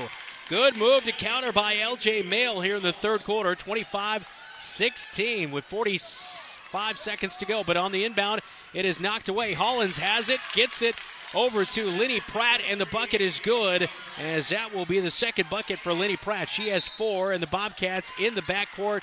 There's going to be a hold, and I believe it's going to be on Gilliland for the Dodgers. So Dodgers right there get a nice steal in the backcourt. Second foul of the night on Brooklyn Gilliland. Our officials blowing their whistles a lot here, so get Addison Lynch into the game as she was on the scorer's table. So Bobcats will keep the basketball here off the foul. Shot clock is off. 25 seconds to go in the third quarter. Jansen gets tied up on the left block. Ball's knocked away, and now a tie-up down low. Possession error with the Bobcats as Amara Johnson got tied up down low with Lenny Pratt on the left block, and so it will stay with the Bobcats with 19 seconds to go in the third quarter. Bowie, baseline left side, inbound to Hildebrand. Backs it out, left wing, gets a screen from Amara Johnson, drives baseline, kicks it out, right wing, Bowie lines up a 3. It's no good, off the mark, and a rebound by Lenny Pratt. Pratt will bring it up, almost traveled with it. Doster now with the basketball, feeds up to L.J. Mail in the far side corner, drives baseline against Bowie, ripping through, and a foul will come at the buzzer. They're going to say 2 free throws for L.J. Mail as she was fighting through the pressure from Kinsley Bowie. And Bowie will pick up her third foul of the night as L.J. Mail will head to the free throw stripe for the 4th time here tonight, with the Dodgers trailing 25-18 as we heard the buzzer sound for the end of the quarter. So she'll be at the stripe by herself, and the first free throw is no good. Second one to come for L.J. Mail. As a shooter, you almost want him to have to stand there because it's just a weird deal. LJ Mail will make the second free throw, and that's how we'll head to the fourth quarter. 25-19, Bobcats lead by 6 on KFJB-TV.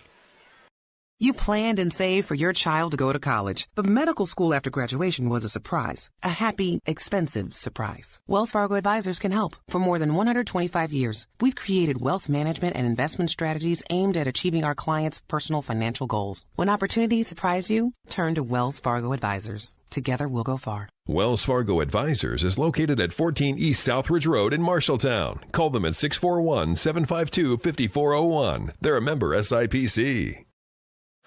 I'm Kinsley Bowie, and you're watching Bobcat Basketball on KFJB-TV. Up on the Marshalltown Hy-Vee scoreboard, 25-19. 8 minutes to go in the girls' game, and time for a scoreboard update, all brought to you by Central State Bank. Dylan, what do we have? The Grinch bothering me when I'm trying to tell the scores. It is South Hamilton 30, West Marshall 29 at the end of 3. PCM 46, Nevada 22, end of 3rd. Gladbrook-Rhinebeck 29, Grundy Center 25. And at halftime, Hoover 39, North 4. Mason City continues to lead Ames 22-19 at half. That is a scoreboard update, all brought to you by Central State Bank. Discover what they can do for you. Locations in Ames, State Center, and West Des Moines as you get a look at the Grinch hanging out with Dylan. Bobcats were outscored 11-9 in that third quarter of action and lead it by 6 as we head into the fourth here. Final 8 minutes. Bobcats trying to pick up their 7th win of the season as it's turned over in the front court by the Dodgers. Hildebrand has it over to Bowie. Now the late pass, really late pass by Bowie. The passing lane was closed off, and it's picked off. Here goes Hollins the other way as they were looking to go to Jansen inside for the Bobcats. They'll leave a wide-open Gilliland. 3 is off the mark. It's off the back of the iron. Rebound out to the right wing to Amira Johnson. She'll push into the front court, and, yeah, she had Hildebrand wide open, but the pass was late again. Hildebrand was wide open on the right block. It was stolen by Hollins, and a reach-in foul, I believe, going to come in on Bobcats. Morgan Hildebrand on the play, and it will be her first of the night. A simple bounce pass, that's a layup, but she tried to throw it through the defender, and it's another turnover. Turnovers definitely mounting here tonight for the Bobcats. And a run out to LJ Mail. Stops at the left block and off the back of the glass. It's no good, but Doster gets the offensive rebound. Putback this time is no good. Amara Johnson couldn't get the rebound. Putback by Gilliland is no good. And now Millie Heitman gets tied up with LJ Mail on the rebound. I believe that's going to be a foul on Millie Heitman. If so, it's her 4th of the night. And one more and she'll be done. Frankie Long has 4 on her tonight as well. She's over there on the bench. Doster will inbound, baseline left side, 7:08 to go in our basketball game. Inbounds is a bounce pass, and Georgia Jansen gets tied up with Addison Lynch on the inbound. Possession arrow with the Bobcats. It'll be back to the red and blue with 7:06 to go. Yeah, that's really where the length of the Bobcats defenders, especially Georgia Jansen and Millie Heitman, has really caused the Dodgers a lot of issues. Hildebrand with a bad inbound pass, looking for Amira Johnson, stolen by Gilliland. 2-point bucket inside the paint from just a couple feet out is good. 25-21.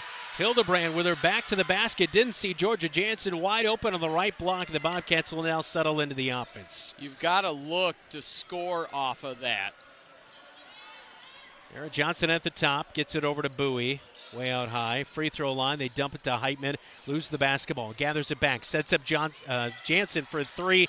Near side corner is no good. LJ Mail gets the basketball. Now she'll feed up to Gilliland. Gilliland drives against Bowie into the paint. And a foul on Bowie. That will be the 4th on Bowie, and it will send Gilliland to the line for 2. And this is how you lose games. This right here is there's no discipline defensively. And right now, they looked absolutely gassed, and they don't look like they're executing at just the basic level right now. Well, the only difference in this game between the Dodgers having a lead and not is Brooklyn Gilliland is 0 for 7 at the free throw stripe tonight. And she'll be 0 for 8 as she misses the second one. We're tied if she's made half of them. Yep. 25-21, Bobcat lead. Amara Johnson in the front court. stumbling around, got it to Jansen. Now to Heitman, near side wing. Back to Jansen, top of the key. Now to Mara Johnson, left wing. Bounce pass to Bowie. Far side corner. 3 is no good. And Frankie Long with the offensive rebound down low. I believe L.J. Mail fouled her. And that'll be L.J. Mail's second foul of the night. The third foul of the night, that is. It's a great look from Kinsley. She just couldn't knock it down. 25-21, baseline left side. Bowie inbounds to Heitman, who swings it left wing to Amira Johnson. Hesitates against Hollins. Pulls up, free throw line, splash. It goes for Amira Johnson. Bobcats needed that bucket as the Dodgers were on a 3-0 run to begin the fourth quarter. 27-21. Hollins in the front court, gets a nice find and gets a nice layup as she finishes on the right side of the hoop. That's her first field goal of the night. She has 3 points. 27-23. Bobcats still in the backcourt. Got to get it over. Bowie tries to step through, and Hollins a blocking foul. She'll pick up. She is not happy about it. That'll be her second foul of the night. And the second team foul here in the fourth quarter. 27-23 with 5:35 to go. Here's the last bucket by Amira Johnson. And Amira has no conscience, and that can be the best thing in the world. And sometimes it can hurt you, but late in games, she wants the ball in her hands, and she thinks she can make something happen. Tonight she has. 5.5 minutes to go inside the roundhouse in the girls' game. Dump it into Frankie Long with 4 fouls. She's back to the game. Puts up a spin shot. It's no good. Falls through. Gets the rebound. Put back. No good, but she is fouled. And to the line for 2 free throws for Frankie Long. Frustrated after that, but it pays off as that will be a foul on the Dodgers and the first foul of the night on Addison Lynch. And they here in the fourth quarter have put Mail on Frankie. And I'm looking at that right there. See if Mail's got 3 fouls as Frankie makes 1. 1 for 5 tonight for Frankie Long at the free throw stripe. Second free throw to come. Doster's going to check out as Gilliland, I believe. No, Grace Nichols just checked back in for the Dodgers. Frankie Long's second free throw. And she takes a couple dribbles, and that one is good. So Frankie Long with 4 points on the night, makes both free throws, and extends it back out to a 6-point lead, 29-23. Gilliland will take it coast to coast. She tries to get rid of the ball late to L.J. Mail. It's knocked away. Jansen came away with the loose basketball. Gets it to Bowie in the front court. Up to the right wing. She'll dribble. Now back it out top of the key. Great job by Frankie just staying upright. There was contact, but it was caused by the offensive player. Heitman wide open. Right wing, drives, kicks to the top of the key to Jansen. Now back to Bowie. Right wing, feeds into Heitman. Right block, spin move, and up and under. Tried to scoop and score. Couldn't get it past Grace Nichols. And the Dodgers, L.J. Mail comes away with it with 4.5 minutes to go inside the roundhouse. Here comes Gilliland. Down the paint, runner at the free throw stripe is no good. Frankie Long with the rebound and a jump ball. Possession arrow Dodgers. Nearly a foul on that play by L.J. Mail, reaching in late there as Frankie nearly had possession of it. There's probably video evidence of me being wrong, but to me, from this vantage point, again, I'm on the other side of the court, didn't look like a jump ball to me. Dodger basketball, 4.5 minutes to go. Here's L.J. Mail, drives in the paint against Heitman, had her hands straight up, shot is no good off the front side, and Frankie Long with a rebound, and L.J. Mail with her hands all over Frankie. They wanted a foul, no foul. Here goes Amira, down to left block, picks up her dribble, feeds it back to Bowie. Now to Heitman, right wing. Crossover move, free throw line, kicks it back to Bowie. Now to Amira Johnson on the left wing. That's tough. But here the Cats are wanting to run clock too. This is where you have to balance. Do you give up a good shot just to run clock? Hook pass over to Amira Johnson from Georgia Jansen. Drives baseline. Good runner on the right block, but it comes off short on the right side of the iron. And now Jansen gets tied up with the Dodgers and a push by Bella Lee from behind. Jansen is fouled as Lee and Jansen got into it for the basketball. Jansen won it away, and Lee with a frustration foul at the end of it. That'll be her first foul of the night. It will stay with the Bobcats on the right side here with 3:46 to go in the game. One thing that the Bobcats defense has done well, even on misses, they have been able to trap. If it's something that runs out and they have to chase down a rebound, them being Fort Dodge, Bobcats will use that time to trap. As we saw on the Tyler Pashong State Farm replay, Jansen almost assaulted right there, but not quite. Feed to Bowie, right block, puts it off the glass for 2. 4 for Kinsley Bowie, 31-23, and finally some signs of life from the Bobcat offense. Here goes Gilliland on the inbound. Hands off. Oh, that was a travel. Missed right there into the paint. Taking some steps was Lynch, but the Dodgers come away with the basketball. Now a travel by Lynch. The ball don't lie, as they say. Finally caught up to her right there as Lynch will travel with it and turn it back over to the Bobcats with 3:20 to go. You hate how we got here in this tight ball game. Yeah. But you are seeing execution here late. You are seeing the Cats be able to get buckets when it matters. 31-23, Bobcats lead. Amara Johnson at the top of the key. A timeout called as she starts to drive to the right wing by head coach Brian Murphy. We'll take it with them. 3:14 to go in the fourth quarter. 31-23, Cats lead. Anytime is a great time to treat yourself at Dairy Queen. From legendary blizzards and cakes to juicy burgers and crispy fries. Whatever you're craving, we've got you covered. Both Marshalltown locations have all your lunch and dinner favorites to keep you smiling and coming back for more. Right now, try the sauced and tossed sweet chili chicken strip basket, frosted sugar cookie blizzard, or the holiday nog shake. Don't wait. Swing by either Marshalltown location or get Dairy Queen delivered today. I'm Millie Heitman. You're watching KFJB-TV. Great to have you along for the Friday Showcase. Final game before the Christmas break for the Bobcats as they take on the Dodgers in the Conference of Champions here tonight. I'm Brandon Lewis. Dylan Doe's alongside me. Zach Tomasher, our on-site producer. Jeff Brooks back at the radio studios. Keith Stewart's down on the court with that shot right there. You see Georgia Jansen with a nice steal and then a foul by Lee. And also Elijah Bond on our camera coverage here tonight. Dylan, I know you want to talk. What's up? No, you look at that play right there with Georgia going from underneath. That's how you don't get the foul called. If she comes down, that's where you may see that defensive call. The ref's looking right at it. Yeah. And I promise you that's the reason Georgia Jansen was not called for the foul. So the Bobcats take a timeout. Amara Johnson with the basketball. Drives down to the right block, and she is shut down. Gets it back to Kinsley Bowie. Bowie at the free throw line has it ripped away. You have got to the Dodgers cover it up, and getting it is Lynch, and a reach-in on Georgia Jansen will be the fourth team foul of the night with 2:59 to go third quarter. You have got to swing that basketball right away. This is a zone defense. Keep the ball moving, kick it to the other side, keep that basketball moving. Once you stop and just sit there, you're inviting defenders and you're inviting them to trap you even at the top of the key, and we've struggled to hold on to the basketball, but that's one of the biggest no-nos against a zone defense like that. Jansen with her second foul of the night. We're under 3 to go. 31-23, Bobcats leading. Dodgers into the front court. Pratt has it, right wing, and tries to bounce past late. Bowie knocks it away, comes up with the basketball, and feeds it back right into the hands of L.J. Mail, who puts it off the glass for 2. That turnover right there, easy bucket, back to a 6-point game. Bobcats into the front court with Amara Johnson. High pass over to Bowie, left wing. Feeds it down to Jansen, left block. Bounce pass, right block to Heitman, and her shot is no good, but free throws for her.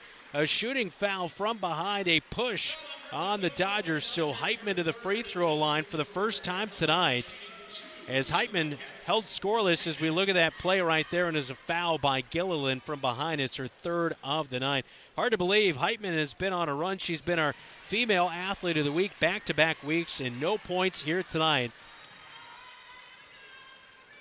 As the first free throw was no good. Good call by Coach Murphy to get Frankie back at half court with those 4 fouls. Second free throw, no good. So Heitman still scoreless on the night, and we hang at 31-25. 2:20 to go, fourth quarter. Dodgers into the front court. Get it to L.J. Mail, almost picked up by Heitman. Heitman blocks the shot of L.J. Mail at the free throw stripe, and now a tie-up with Amara Johnson gives the Bobcats the basketball back. A jump ball. Or are they ruling a foul? They're calling a jump ball. Okay. This has been increasing. L.J. Mail, you can't call a jump ball from behind. Yeah. That's the second time they called it. Amara Johnson had the ball covered up, and L.J. Mail reaches in from behind. Possession arrow was with the Bobcats. Yep. And They switched it. They must have already switched it when we looked, but it was right away when I looked over there. So, and now they're sorting it over, so it is going to be Bobcat basketball. Same result, but LJ Mayo with those 3 fouls has been gifted 2 free get-out-of-jail-free cards with a couple of non-calls. Frankie Long is going to check out of the game with those 4 fouls as the Bobcats go in on offense. Georgia Jansen, Millie Heitman, Amara Johnson, Morgan Hildebrand, Kinsley Bowie, the 5 on the floor. Inbound to Amara Johnson. She hits the deck, gets it to Bowie, who gets it over the timeline. Up to Heitman on the right wing. Amara Johnson at the top of the key with 2 minutes to go in the basketball game. Now gets it away to Heitman. Heitman throws it away. Hildebrand nearly saves it, and that's going to be a backcourt violation over and back. So a bad pass. Hildebrand tried to save it, and it goes over the midcourt stripe for an over and back. 1:48 to go in the basketball game. 6-point game, and the Dodgers have it back. It looked like Bowie thought it was to Hildebrand, but Hildebrand was in the corner. Inbound to Gilliland. Kicks it out to Hollins as she drove inside. Now to LJ Mail on the left wing. Hollins sets a screen for her. Backside, nobody there down to the right block. Frankie Long steps in. And a travel is going to be called on Macy Wills. I thought that was going to be number 5 on Frankie because she reached in trying to go for the basketball, and then the whistles came. But before that, a travel by Macy Wills. Turnover, Bobcat basketball, as Bowie will inbound with a bunch of backcourt pressure being shown here by the Dodgers. Bowie looks late. Nobody's home. Throws it away, but Heitman scrambles for it, gathers it in the front court. Lucky break there for the Bobcats. Yeah, the Cats got lucky because Millie hustled. Amara Johnson, right wing, back to the top of the key to Jansen. Drives in, kicks it back to Amara Johnson. Thought about the 3. She had a good look, but did not take it. Now back to Hildebrand. 1:15 to go in the game. Dodgers showing some late pressure. Maybe they're thinking of fouling here. 8 seconds on the shot clock. Bowie gets it to Hildebrand. 5 seconds, has it knocked away. Now 4 seconds. And they're going to call a reach-in foul on Brooklyn Gilliland, her 4th of the night. And that is the 5th team foul, so it'll send Morgan Hildebrand to the free throw line. I wouldn't have fouled right there. There was only 4 seconds to go on the shot clock. Dodgers almost had him with a shot clock violation, but sends Hildebrand to the line for 2. Her second trip of the night, misses the first one, second one to come. I think Scott Messerly agrees with you, but the Cats have got to make him pay from the line. Second one is no good as well, off the back of the iron. And Morgan Hildebrand just 1 for 4 at the free throw stripe tonight. And on the inbound, or excuse me, not on the inbound play. Bobcats almost forced a turnover as the Dodgers had off the rebound, off the miss, and then knocked into the Bobcat bench. So 5 seconds came off the shot clock there. It'll stay with the Dodgers. Bobcats wanted that basketball, though. Yeah, Emma Lloyd's going to be in, trying to get shooters in, but Millie Heitman's done a great job defensively here tonight. Gilliland gets the basketball into the front court, and Scott Messerly will call the timeout for the Dodgers. 31-25, 56 seconds to go in the fourth quarter in the Roundhouse on KFJB-TV.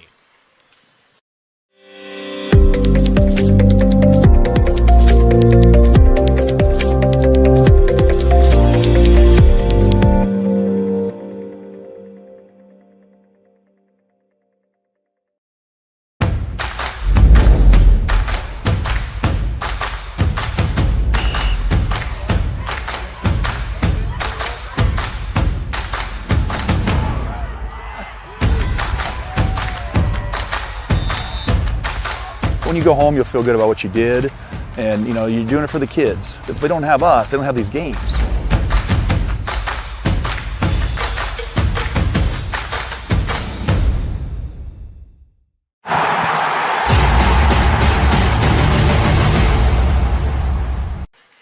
.56 seconds to go inside the Roundhouse. 31-25. Bobcats leading by 6. Scott Messerly just called the timeout. What do you set up here for the Dodgers? I think, of course, you're looking for Mail. Now, one way to get a ball to somebody that's your best scorer is use them as a screener and then get them the basketball, but they just run it off and get her the ball. Yeah, get it right to L.J. Mail, and a turnaround jumper on the left block is good for L.J. Mail.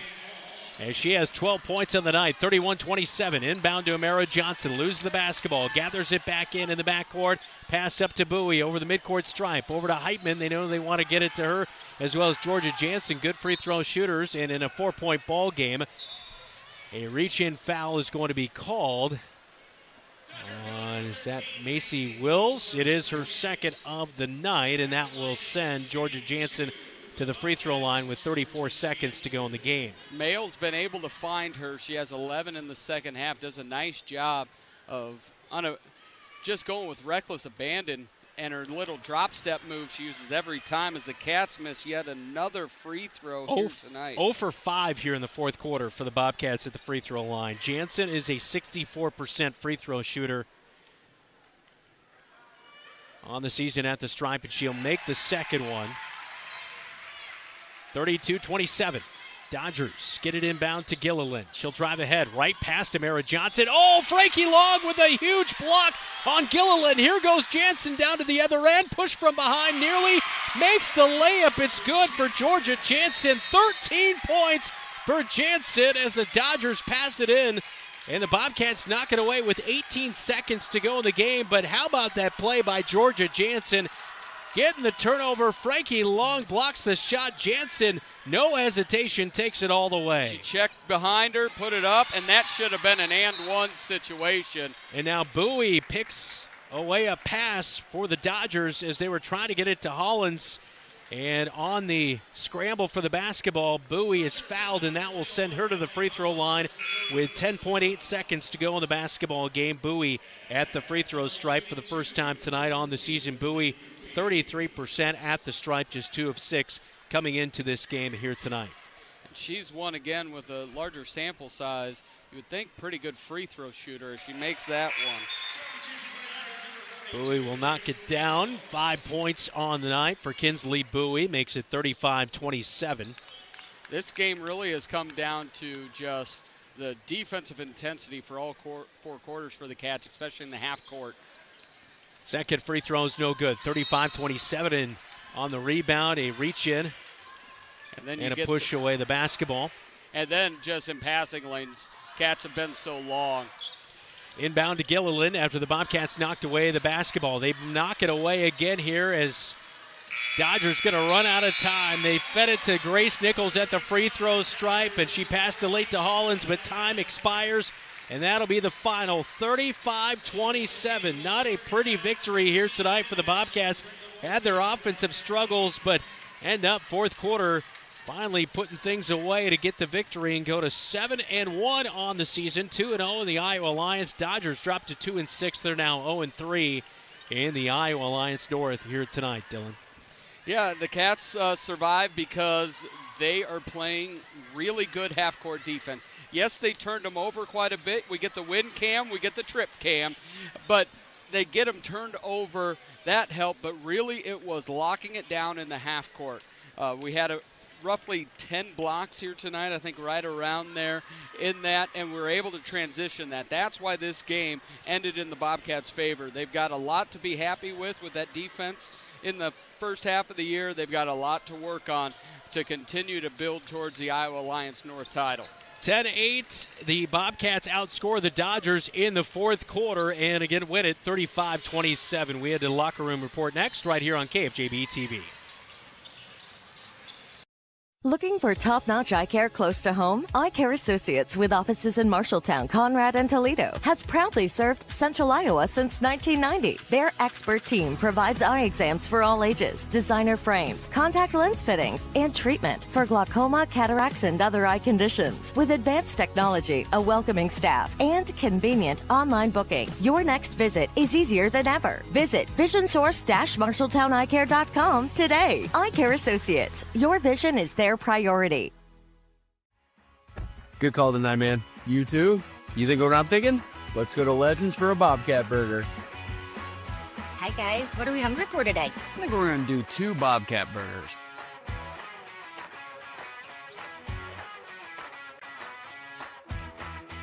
Whether it's pregame or postgame,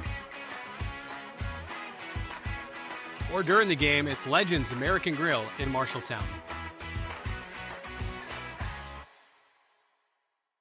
Looking for a financial partner that puts you first? At Lennox Employees Credit Union, we're more than just a place to bank. We're part of your team. From low-interest loans and great savings rates to personalized service you can trust, we're here to help you reach your goals. Join the credit union that understands what matters most, because we're built by employees for employees. Stop by Lennox Employees Credit Union today at 1004 East Main in Marshalltown, or visit lennoxecu.com to get started. Lennox Employees Credit Union, where your success is our mission. Member NCUA.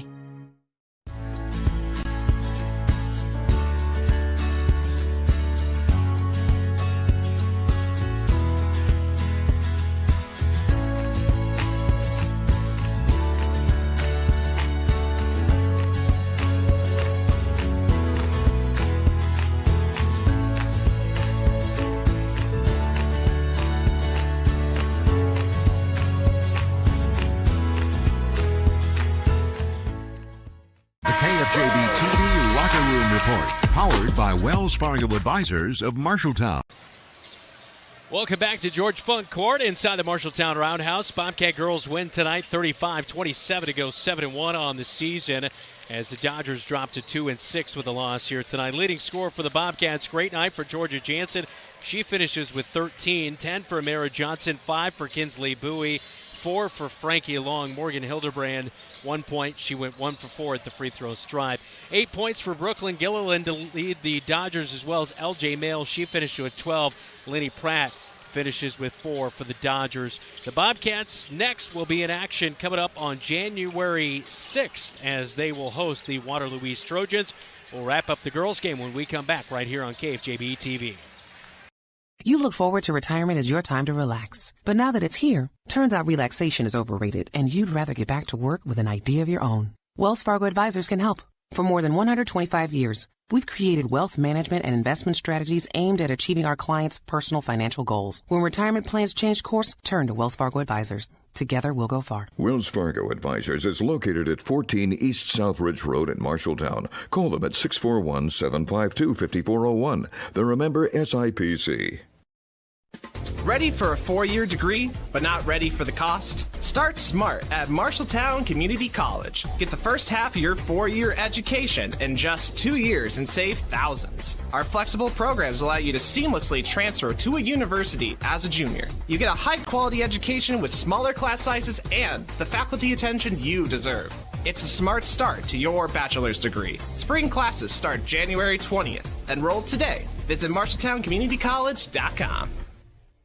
From preschool to graduation day, Marshalltown Community School District prepares students for success in a global world. Embrace the lead with curriculum that prepares students for tomorrow's challenges, giving your child unmatched college and career advantages. Embrace the lead by developing talents beyond the classroom through extracurricular opportunities and by focusing on student well-being and whole child development. Create a global learning community right here in Marshalltown. Learn more at marshalltown.k12.ia.us. Come to Opa Grill in Marshalltown for made fresh family recipes handed down for generations. Treat yourself to gyros, pasticcio, Italian pasta dishes, burgers, salmon, homemade soups, and fresh salads. Enjoy a nice glass of wine or a cold glass of beer. Opa Grill has a great variety of American, Greek, and Italian dishes. Something to make everyone in your party say Opa. Open 11 to 8 Monday through Friday, 11 to 3 Saturday, closed Sundays. At the corner of Boone and Center Streets in Marshalltown. DoorDash delivery available. Opa. Bobcat Athletics on KFJB-TV is powered by Lennox Employees Credit Union, LennoxECU.com, Marshalltown Area Chamber, meetinmarshalltown.com, Marshalltown Community College, a step in the right direction, and the Marshalltown School District. Embrace the lead. What a final time in the Roundhouse for the girls' game as we put a wrap on it. 35-27 the final as the Bobcats limit the Dodgers to just 27 points. They came in with the best scoring defense in 5A, and they'll keep that honor most likely heading into the second half of the season. They go to 7-1. A lot of good things in the front half of the schedule here, but offense here tonight and Monday night has been just downright bad at times. What do they need to work on in this Christmas break to get right in the next 2 weeks? They'll have a scrimmage against Norwalk, which I'm sure will kind of help further that. I think you have to metabolize the offensive sets more to where you feel comfortable enough with the first option that you can improvise and get to that second and third option, because right now it is very robotic offensively. And what's happening, they only gave up 27. They gave up less than 20 in the half court. There are not many teams that are going to score consistently against the Cats in the half court. They're too long in the passing lanes. They're too big inside. And Amara Johnson provides a lot of pressure out there. So if I'm the Cats working over it, you have got to get more comfortable offensively, and you've got to hold people accountable. I think that's the other thing, is you can't allow just, all right, it's a turnover, no big deal. I think there comes a point where you have to have a little bit more accountability for these turnovers. Coming up, it's the boys' game. This is Bobcat Basketball on KFJB-TV. You're an empty nester closing in on that retirement property. Chances are your plans didn't include mom moving in, but life happens and you do the right thing. Wells Fargo Advisors can help. For more than 125 years, we've created wealth management and investment strategies aimed at achieving our clients' personal financial goals. When retirement means caring for yourself and a loved one, turn to Wells Fargo Advisors. Together, we'll go far. Wells Fargo Advisors is located at 14 East Southridge Road in Marshalltown. Call them at 641-752-5401. They're a member SIPC. McGregor's Furniture and Mattress is your local furniture store in Marshalltown. With their extensive inventory, you're sure to make a winning selection when you shop McGregor's for your bedroom, living room, and dining room furnishings. McGregor's has the right play for every room in your home. McGregor's Furniture and Mattress is proud to be your locally owned and operated furniture store since 1896 and very proud to support Bobcat Athletics again this season. McGregor's Furniture and Mattress, downtown Marshalltown, open 7 days a week. Scooters Coffee in Marshalltown wishes you the happiest holidays and a wonderful start to the new year full of love, laughter, and coffee. Remember to fuel yourself through the busy days. Stop by Scooters Coffee in Marshalltown for your favorite seasonal drinks, classic go-tos, or a little treat just for you. Whether it's a warm latte, a sweet holiday-inspired drink, or a pick-me-up on a chilly day, Scooters has something to make your day brighter. Scooters Coffee in Marshalltown, keeping you energized, refreshed, and ready to enjoy every moment of the season. At Sports Plus Sports Medicine and Physical Therapy Center, we customize each patient's treatment plan to their individual needs. What does that mean? It means that not every back or knee problem is treated the same, and that your program will be unique and designed especially for your needs or problem. This improves how quickly you will return to work or sports. The Sports Plus staff is encouraging and takes pride in your successful recovery. This is just one more reason why champions choose Sports Plus Physical Therapy as their favorite place to rehabilitate and train. Wayward Social is the place for fun. With 20 lanes of bowling, leagues for all levels, great food and drink options, an awesome arcade, there is a ton of fun to be had at Wayward Social for date night, family fun, or the company party with plenty of space for everyone. Visit Wayward Social on Facebook for updates on specials and live music. It is all on South 6th Street in Marshalltown. Visit wayward-social.com to start planning your group outing at Wayward Social, the place for fun.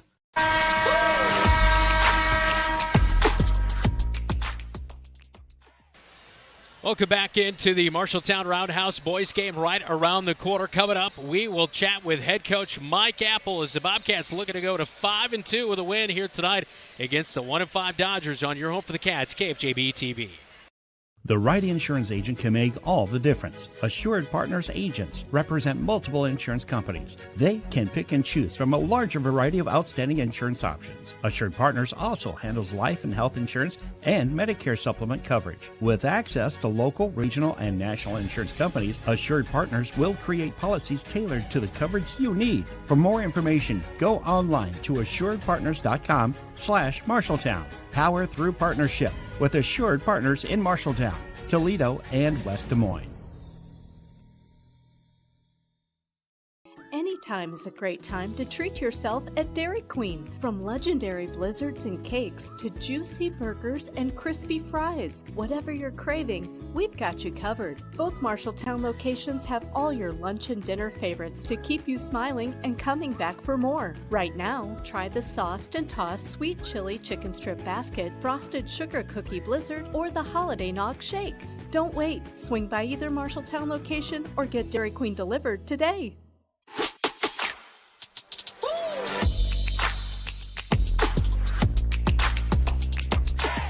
Welcome back into the countdown to tip-off. It is the Bobcats and the Dodgers. Final one before Christmas break here tonight. Welcome in head coach Mike Apple for the Bobcats. To quote your assistant coach, Brynja Brynjolfsson, I asked him about scouting report on the Dodgers here tonight, and he goes, well, we're coming off a loss Monday night.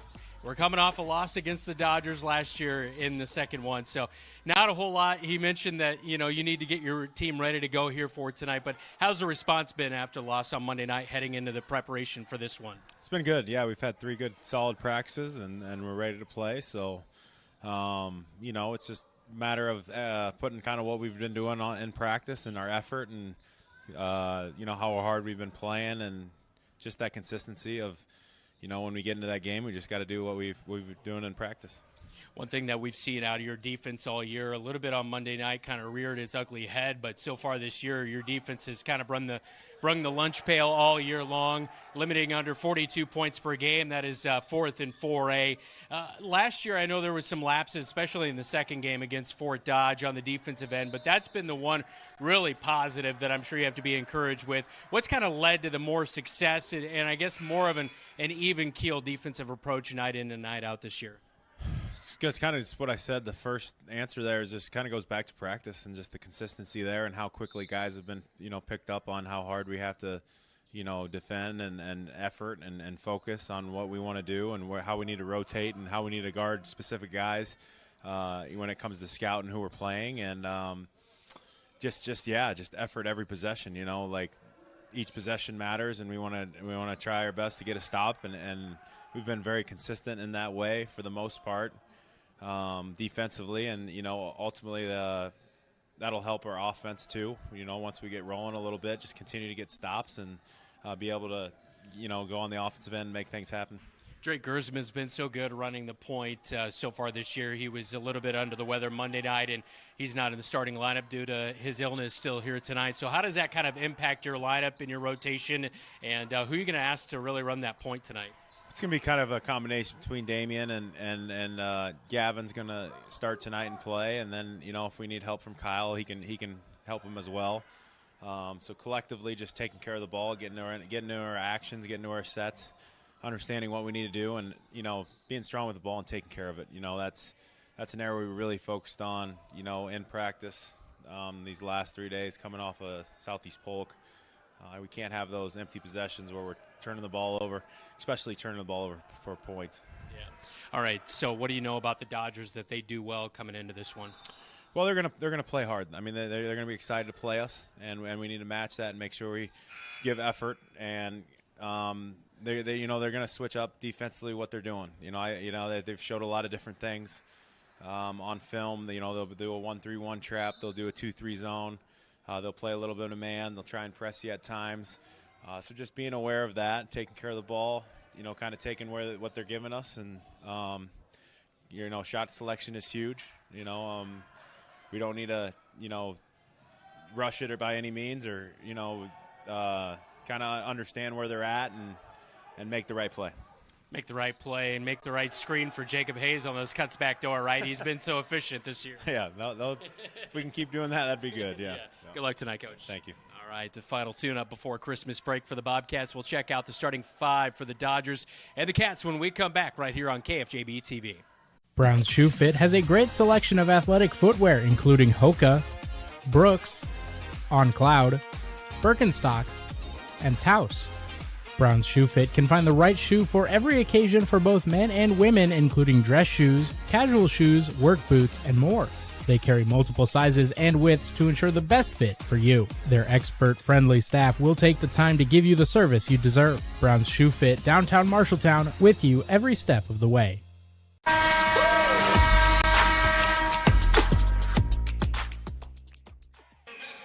Time now for tonight's starting lineups, all brought to you by Sandvik Enterprises in Marshalltown. Let them deliver for you while we deliver the starting lineups. All right, for the 1-5 Dodgers here tonight, they're 0-2 in conference play. Starting lineup looks like this. Number 1, Tavon Feely, averaging 7 points per game and 5 rebounds per game, a 6'1 senior guard. Number 3, Hayden Zuspan, a 5'11 senior forward, averaging 7.6 points per game. Number 5, Tytrell Mosley, 6 points per game, 3 rebounds for the 5'7 senior forward.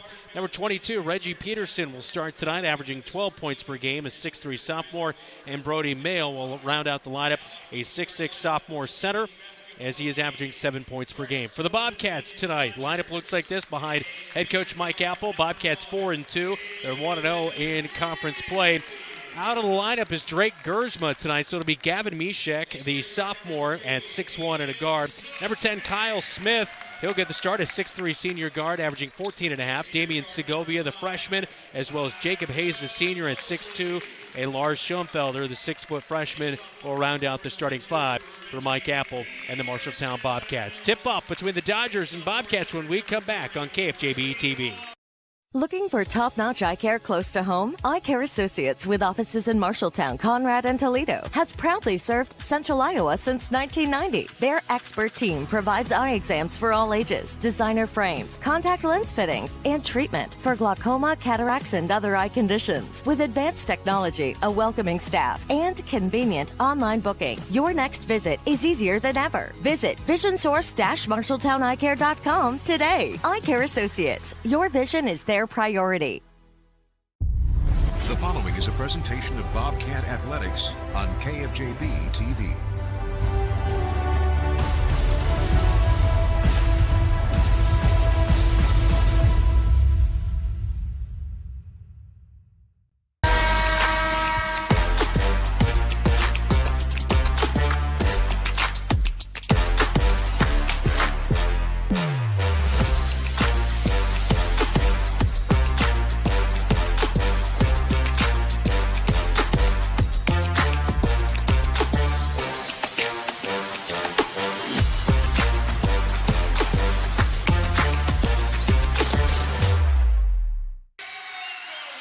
It's game 2 of the Friday Showcase, Bobcats and Dodgers. Time for our keys to the game, all powered by First Rate Real Estate, FirstRateTeam.com. For the Bobcats, it's feel the rhythm, feel the ride.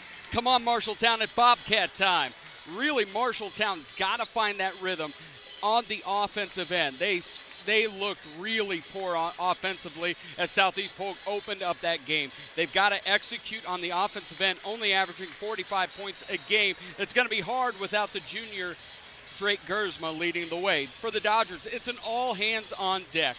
This is a team that has struggled. A lot of new players. It's got to be more than Reggie Peterson. It's got to be more than 2 guys. It has to be every single Dodger on the court is going to have to bring something to the table for them to shock the Cats here, as they did in Fort Dodge last year, 58-52. All white for the Bobcats, all black for the Dodgers. 8 minutes on the clock. Jacob Hayes will jump at midcourt against Brody Mayle, and the Dodgers will come away with the opening tip as they'll work it from left to right in the front court. At the top, it's Mosley running the point. Swings it right wing to Zuspan. Zuspan with Mishek in his face. Now to a cutting Mayle at the top of the key. Left wing, Mosley thought about loading up for the 3. Being guarded by the freshman over there, Damon Segovia. Back to Zuspan, right wing. Trying to get it worked around somewhere on the perimeter, but nothing going. Down to 5 seconds on the shot clock. Zuspan will pull up from straight on. The 3 is off the left side, and Kyle Smith will watch it. No, he'll save it from going out of bounds. Gets it to Damian Segovia. A great little save from going out of bounds by Kyle Smith right there. Segovia in the front. Segovia and Mishek will both have some of that responsibility running the point here tonight inside the roundhouse. Lars Schoenfelder feeds free throw line to Hayes. Back to Segovia. Wide open 3. Oh, he knocks it down. Left wing. The freshman heating up in the past 3 games. He's had 10.7, and here starting out the night with 3. Perfect zone offense. Got it to the free throw line. Looked opposite side for the wide open 3.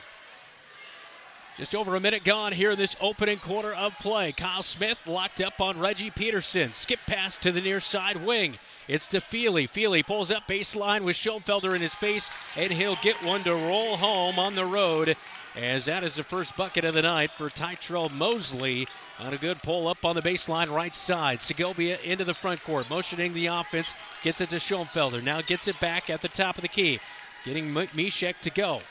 And he'll cut across the baseline. Opens up far side corner, looking to pass inside. Bounce pass to Hayes. Baseline jumper off the front of the iron as Mosley flies in for the offensive rebound. He'll bring it into the front court. Does Feely. Feely feeds back to Zuspan at the top of the key. Now back to Feely in the near side corner. That was actually Feely on that jumper, not Mosley. And now a travel on the Dodgers. Turnover on the baseline. Kyle Smith will inbound it quickly to Segovia. One thing I'm interested in, Drake Gersman, yes, the point guard on offense. He's the best perimeter defense on the other side of the ball. Who's going to replace that? Can Gavin play that type of defense here tonight? Hayes cuts down to the right block, getting Mail off of his feet, but he blocks the shot, and it will be out on the Dodgers. It'll stay with the Bobcats. So you alluded to it. Last year, these two teams split during the regular season, 56-31 here inside the Roundhouse, and then the Bobcats were taken to overtime by the Dodgers January 28th, 58-52, an overtime loss in that one, as the Bobcats really struggled late in that game defensively to shut down the Dodgers, as the Dodgers were able to got to go crazy. Reggie Peterson helped in that one. He had 8 points. Tavion Feely had 6 points in that one. As we see a reach-in foul, Hayden Zuspan will pick up his first foul of the night. Bobcats will inbound to Schoenfelder. Swing it out to Mishek. Right wing traveled. Yep. Shuffled those feet as he was looking to pass and dribble at the same time. Turnover back to the Dodgers. When you see Gavin Wasserman against JV, played the full JV game against Southeast Polk. He plays so free, so confident. You jump up that level, you can tell he's just going a little too fast, not wanting to mess up. Zuspan, left wing, guarded by Mishek, drops it over to a cutting Feely. Feely drives to the free throw line, has it ripped away. Kyle Smith comes away with the loose basketball along the far side, feeds up to Segovia. In the far side corner, dribbles out. Now finds Hayes, top of the key, wide open three. Oh, he can't bake it in off the back of the iron, but Mishek with a great offensive rebound, and the Bobcats will keep it with 5 minutes to go, opening quarter. And you really hope to see Kyle Smith get going. He's been off for the last couple games. He was 4-16 in that loss up at Fort Dodge, and they could have got Gavin there again. Schoenfelder right wing, skip pass to Segovia left wing. Down to 10 seconds on the shot clock. Feeds to Mishek. Right wing three. Oh, he gets it to go as well. How about that? Gavin Mishek forced into the starting role, replacing Drake Gersma tonight. And it's 6-2 Bobcats with a couple big threes. And if you've watched Gavin at the lower levels, he is a scorer. And he can shoot it probably a little bit better than Drake. Kyle Smith went for a steal, got faked, not able to make the first initial shot, but following through is Reggie Peterson, and his putback is good for his first bucket of the night. 6-4 Bobcats with 4:10 to go in the opening frame. That was just a hustle and muscle play by Peterson. Nice job. Oh, a great cut by Mishek, and he scores inside as it rings home for his second bucket of the night, as the freshman Segovia found him cutting down to the right block and got that one to go. Everybody knows your first varsity start, it's all about getting to that first free throw, that first steal, that first bucket where all the nerves go away, and now you can just play ball. Dodgers into the front court with Mosley. Way out high, guarded by Segovia. Bounce pass over to Feely on the right wing. Feely trying to look it in, maybe work it into Mail. He'll come out and set a screen for Feely. Nothing there. Back to Zuspan, top of the key. 4 seconds on the shot clock. Forces a three off the right side. Schoenfelder will watch it go out of bounds. Head coach Mike Apple is angry about something. I'm not sure what it is, but it's Bobcat basketball leading 8-4. He's mad about sophomore defensively. Got to get up in him. And you see a great job by Gavin. Little head and shoulder fake, drops it in with his left hand. Bobcats coming off a loss Monday night against Southeast Polk on the road, 54-29. And you mentioned Kyle Smith in a little bit of a funk as trying to get things heated back up for himself. He's still sixth in 4A with 16 made threes, but 14 away from Taya and Drake Capella for the school record, 15 from breaking. Bobcats at the top of the key with Segovia. Hands off right wing to Kyle Smith. Tries to drive to the free throw line, cut off by Peterson. Now to Segovia, right wing. Made a nice cut. Floater, and it's off the back of the iron, off the front of the rack. Rebound by Peterson. He'll take it the other way against Kyle Smith. Hangs up in midair in the paint and puts it off the glass for two. Peterson with 4, 8-6 with 2:35 and counting in the opening quarter of action. And Segovia will bring it into the front court.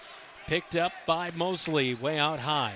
Swings to Mishek, who finds Hayes down to the right block, unguarded, off the glass for 2 for Hayes. And he's putting together a nice senior season, averaging 12 points per game and nearly 4 rebounds per game as well for the 6'2 senior. Yeah, that play is so good. If we get a chance and a break to come out and just look at that again, it's a 3-step play that works so effectively to get the layup on the block. Peterson up high with the basketball. Feeds over to Zuspan. Drives baseline. Cut off by 2 Bobcat defenders. Back to Peterson, left wing. Trying to pass it out of there. Down to 9 seconds on the shot clock. Peterson gets it back at the top of the key. 5 seconds now. Mosley with it, drives, takes a jumper at the free throw line, off the glass with a hand in his face by Segovia. How about that shot going from Mosley at the buzzer? 10-8, Cats with a 2-point lead. They've made 2 buckets on great defense, and you just got to tip your hat to the Dodgers, and you just think if you're playing defense like this in the fourth quarter, those legs aren't going to be able to make those shots. Segovia over to Kyle Smith, gets it back. Now to Hayes in the far side corner, looking to dump it in for Schoenfelder, nothing there. Segovia gets it back to Hayes, drives baseline, puts up a floater just outside the right block. It's good for Hayes. He's got 2 quick buckets, 12-8 Cats, minute 12 and counting in this opening quarter. Feely will get it back to Tytro Mosley, who inbounded the basketball, walks it over the Bobcat logo at midcourt, swings it back to Feely. Boy, the Bobcat defense have made that shot clock work here tonight for the Dodgers. Feely drives against Schoenfelder, tries to cut him off, almost blocks the shot, but Feely gets it to go, and Schoenfelder will pick up his first foul of the night, and one for Feely. He's got 4 with 1 more to come. That was a good move inside as he went against the freshman. And Schoenfelder, Lars wanted the bump, but really what happened was the great step through. And the right hand coming over to try to block that as well. When he gave that great step through, he was then behind him and tried to block it. Really a great job by Feely. Yeah, 5 points for Feely and a timeout on the floor. 12-11 after the made free throw and the bucket from Feely. 53 seconds to go, opening quarter. Good call tonight, man. You too? You think what I'm thinking? Let's go to Legends for a Bobcat Burger. Hi, guys. What are we hungry for today? I think we're going to do 2 Bobcat Burgers.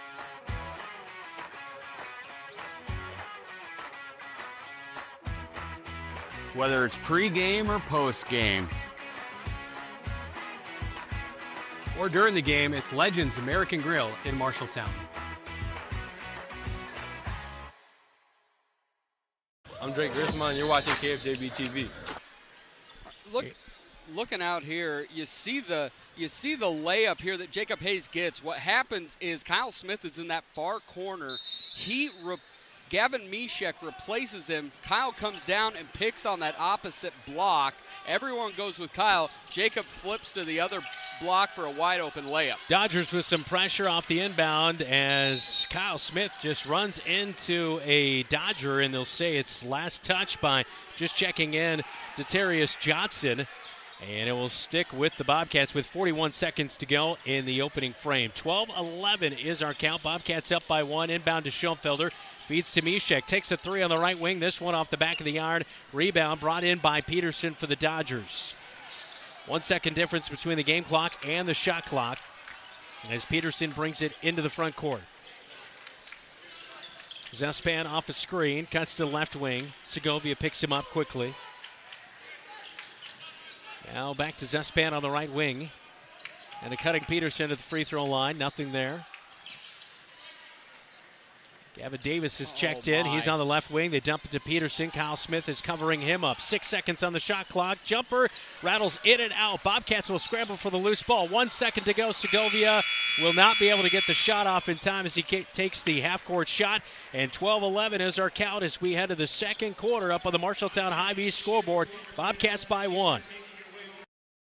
At Lennox Employees Credit Union, you're more than a member, you're family. Since 1948, we've been helping members and their families save more, borrow smarter, and reach their financial goals. Whether it's a low-rate auto loan, a mortgage that feels manageable, or simply a savings account that grows with you, we're here to make banking simple and stress-free. Discover the credit union difference today. Visit Lennox Employees Credit Union, 1004 East Main in Marshalltown, where people helping people is more than a motto. It's who we are. Learn more at lennoxecu.com. Member NCUA, Equal Housing Lender.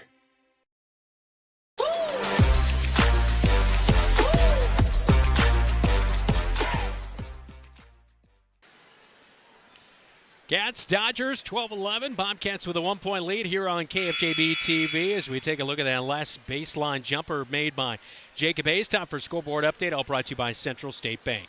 If you were watching KFJB-TV earlier, you know the Bobcat girls moved to 7-1, 35-27 over Fort Dodge. At the end of one, and guys, Des Moines North 18, Hoover 11. Dowling 22, Waukee 21 at half. That's a top 5 matchup. Nevada 23, PCM 15.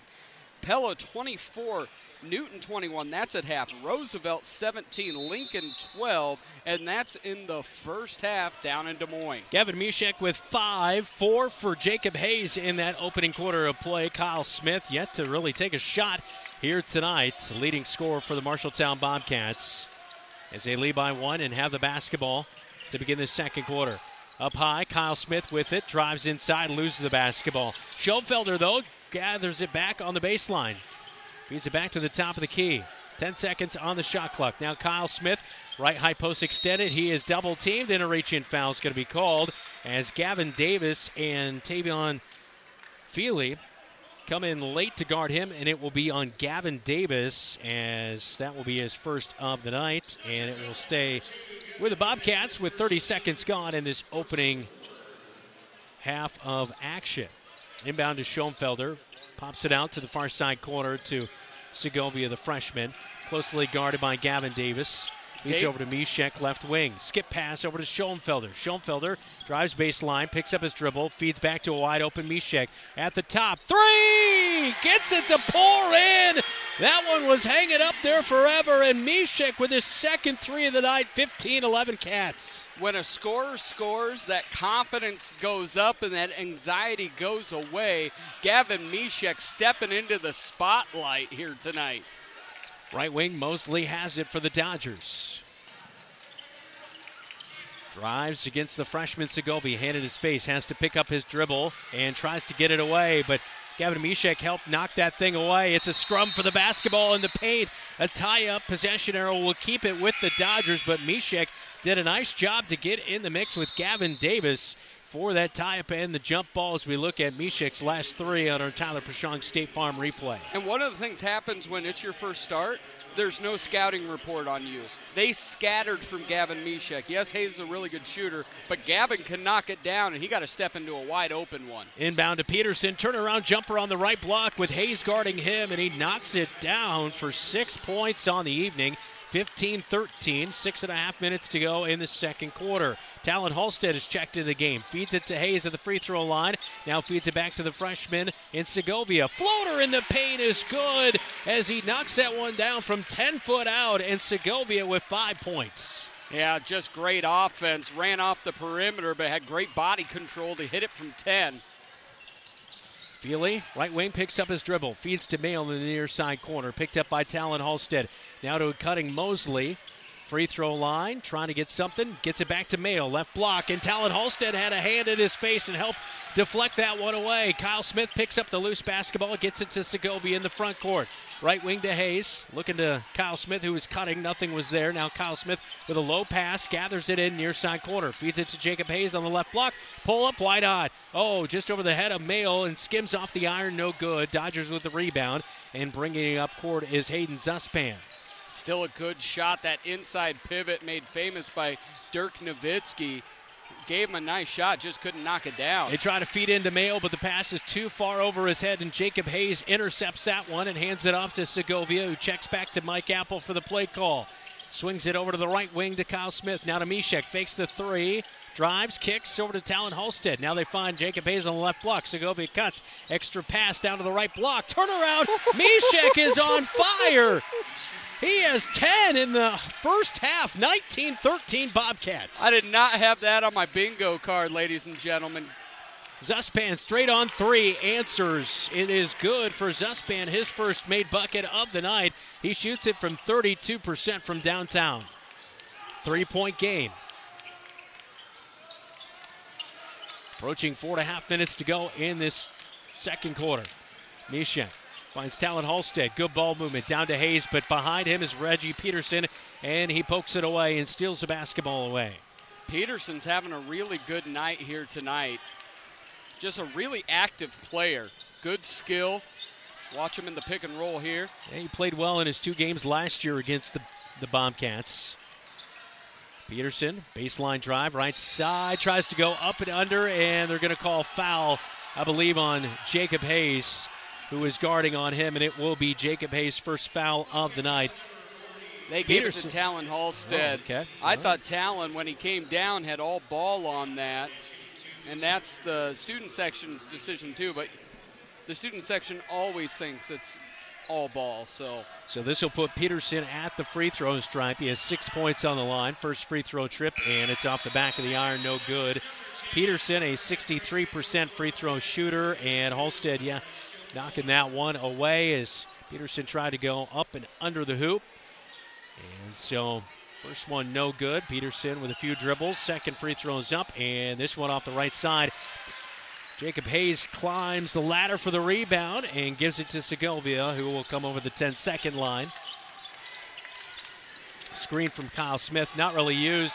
Segovia hits the deck, might have been a little bit of contact. Mosley comes away with the basketball, push it up the floor, has to stop, turn around as Bobcats did well to pursue in defense. Zuspan from NBA range on the left wing is no good. Kyle Smith hauls in the rebound and will bring it into the front court. Still no points for Kyle Smith tonight, but Gavin Mishek going off for 10. Yeah, Kyle has not got the shot, but Gavin Mishek has taken advantage of the opportunities. Hayes, left wing, gets it back to Segovia. Now a foul away from the ball as Kyle Smith was trying to fight through his screen, and I believe the foul's going to come in on Reggie Peterson. It'll be his first foul of the night. 19-16, Bobcats by 3 with 3:26 to go second quarter. Segovia will inbound. Looking, and a bounce pass down to Jacob Hayes, right block. Oh, he fights through a double team and puts it off the glass for 2. Hayes with 6, 21-16 Cats. We're seeing a lot of good flow offensively. Pretty clean basketball game, but Fort Dodge is doing a good job of sucking out all the time in the shot clock as Kyle takes it away. Yeah, Kyle Smith steps in front of a pass down to Mail, who is on the left block, and it is cut off. And then on the play, it is a foul on Mail, who was frustrated with the steal by Kyle Smith, and so that'll be Brody Mail's first foul of the night. 21-16 Bobcat basketball. Cats have a great opportunity here, up 5. See if they can move it to 7 or 8. Segovia in the front court gets a screen from Kyle Smith, feeds over to Schoenfelder, right wing, flips it back to Mishek. Now gives it back now to Kyle Smith, right wing. Skip pass near side to Segovia. Nothing there. Has to reset at the top to Kyle Smith. And a pass a little bit off the line to Segovia. It's knocked away by Mosley, but they say it's last touch by Segovia, and it is Dodger basketball. Fort Dodge doing an incredible job just really rushing the perimeter. A lot of pressure on the perimeter. It's why we've been able to do pull-ups from 10, is getting around that initial pressure. But they've made it very difficult on Kyle Smith here tonight. Peterson at the free throw stripe, guarded by Smith. There's a switch there, and Smith was able to get back. Nice job by Jacob Hayes to come out on Tytrell Mosley, and the switch defensively. It's knocked out of bounds by Kyle Smith last, and will stay with the Dodgers with 2:26 to go. Yeah, I don't know. Before halftime. It feels this Fort Dodge team always comes with their best effort here against the Cats. Yeah.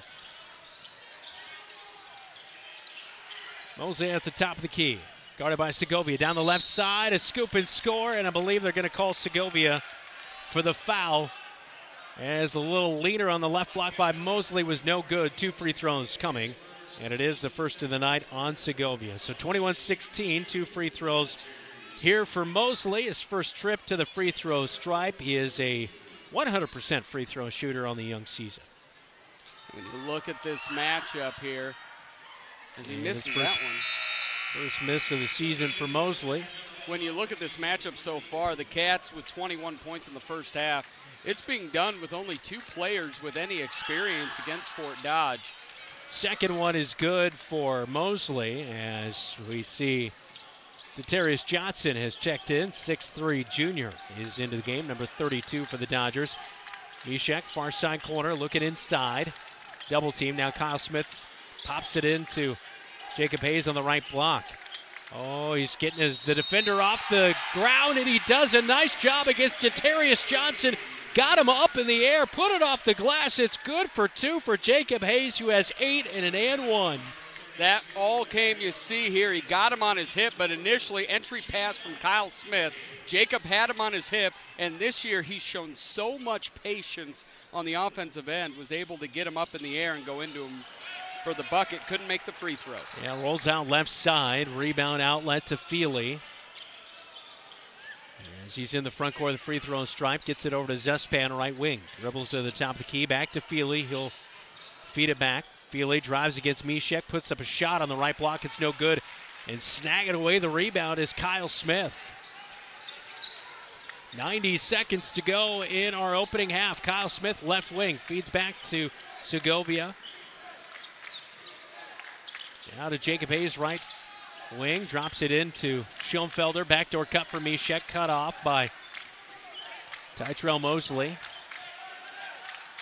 And they'll reset with Segovia with 10 seconds on the shot clock. Segovia hesitates, drives, flips one up. It's no good, but Mishek's there, catches the basketball, and Mishek can't miss. He has 12 in the first half, 25-17 Cats with 1 minute to go. Segovia family, I'm giving him an assist on that one. He got tripped in a perfect pass. Yeah. Find luck when you can. That's right. Luck favors those hustling, and that's what Mishek was doing. Zuspan, right wing. Lose the basketball, turnover. Hayes stepped out on him on the right wing, and I think he saw that pressure coming in, loses it into the Bobcat bench, and it's back to the Cats with 41 seconds to go as we take a look at that last play on KFJB-TV as Segovia just flipped one up, but Mishek was right there for the easy bucket. As good as Fort Dodge has played in this first half, this is a big possession as the Cats just turn it over. Yeah, Segovia had it tipped away as he was looking to get it to Mishek right there. Zuspan brings it up. Feely, right wing, hesitates, drives, loses the basketball. Schoenfelder helps step in late on that play. Turnaround jumper in the paint is off the left side of the iron. Not a good look for Mosley. And the Bobcats come away with the rebound and the final shot of the first half with 13 seconds to go. Looking around. Kyle Smith, right wing, fakes the shot, drives baseline, spin around, nothing there. Feeds out to Mishek at the buzzer. No, can't get it to go off the back of the iron. And that's how we'll head to halftime. 25-17 is our score at the break. Coming up, it's our halftime report, all powered by Scouting Americas. The Bobcat boys looking to go to 5-2 with a win here tonight, hosting the Dodgers in the Friday Showcase. From preschool to graduation day, Marshalltown Community School District prepares students for success in a global world. Embrace the lead with curriculum that prepares students for tomorrow's challenges, giving your child unmatched college and career advantages. Embrace the lead by developing talents beyond the classroom through extracurricular opportunities and by focusing on student well-being and whole child development. Create a global learning community right here in Marshalltown. Learn more at marshalltown.k12.ia.us. McGregor's Furniture and Mattress is your local furniture store in Marshalltown. With their extensive inventory, you're sure to make a winning selection when you shop McGregor's for your bedroom, living room, and dining room furnishings. McGregor's has the right play for every room in your home. McGregor's Furniture and Mattress is proud to be your locally owned and operated furniture store since 1896 and very proud to support Bobcat Athletics again this season. McGregor's Furniture and Mattress, downtown Marshalltown, open 7 days a week. Scooters Coffee in Marshalltown wishes you the happiest holidays and a wonderful start to the new year full of love, laughter, and coffee. Remember to fuel yourself through the busy days. Stop by Scooters Coffee in Marshalltown for your favorite seasonal drinks, classic go-tos, or a little treat just for you. Whether it's a warm latte, a sweet holiday-inspired drink, or a pick-me-up on a chilly day, Scooters has something to make your day brighter. Scooters Coffee in Marshalltown, keeping you energized, refreshed, and ready to enjoy every moment of the season.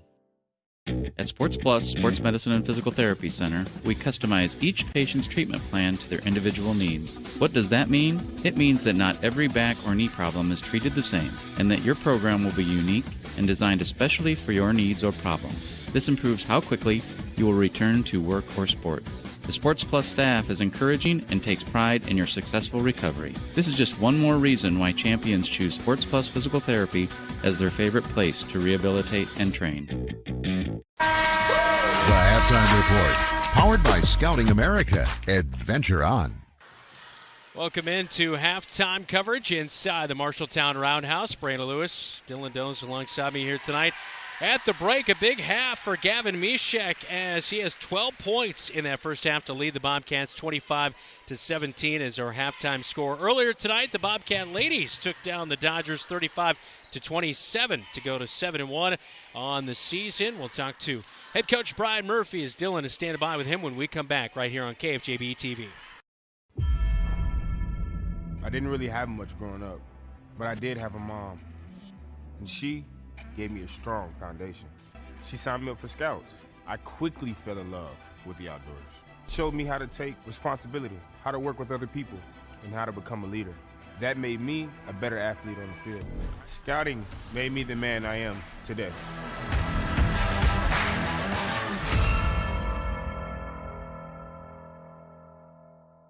Wayward Social is the place for fun. With 20 lanes of bowling, leagues for all levels, great food and drink options, an awesome arcade, there is a ton of fun to be had at Wayward Social for date night, family fun, or the company party with plenty of space for everyone. Visit Wayward Social on Facebook for updates on specials and live music. It is all on South 6th Street in Marshalltown. Visit wayward-social.com to start planning your group outing at Wayward Social, the place for fun. The Halftime Report, powered by Scouting America. Adventure on. Here we're in the post-game interview with Coach Brian Murphy. The good news, you're 7-1, little bit tighter than you thought, 35-27. What do you point to of how that game just remained tight throughout the end? Yeah, I never thought we were able to get a burst to really get far enough ahead where every time we were able to kind of go on a little bit of a run, to Fort Dodge's credit, they would respond or find some way to claw their way back in. Some of those were us gifting them some opportunities as well. But, you know, thankfully they don't award style points, and it is what it is. So. And when you look at the Bobcat defense, 6 blocks a game, we had that in that first quarter. Really looking at the tone that Millie Heitman sent, guarding LJ Mayo from the get-go. What can you say about the senior guard here tonight on the defensive end? Yeah, there are not many players that can match up with LJ the way that Millie does, and the great thing about her ability to embrace that challenge is it frees up everybody else to be that much more aggressive off of her. And the great thing is, I mean, they were trying to find places for her to go.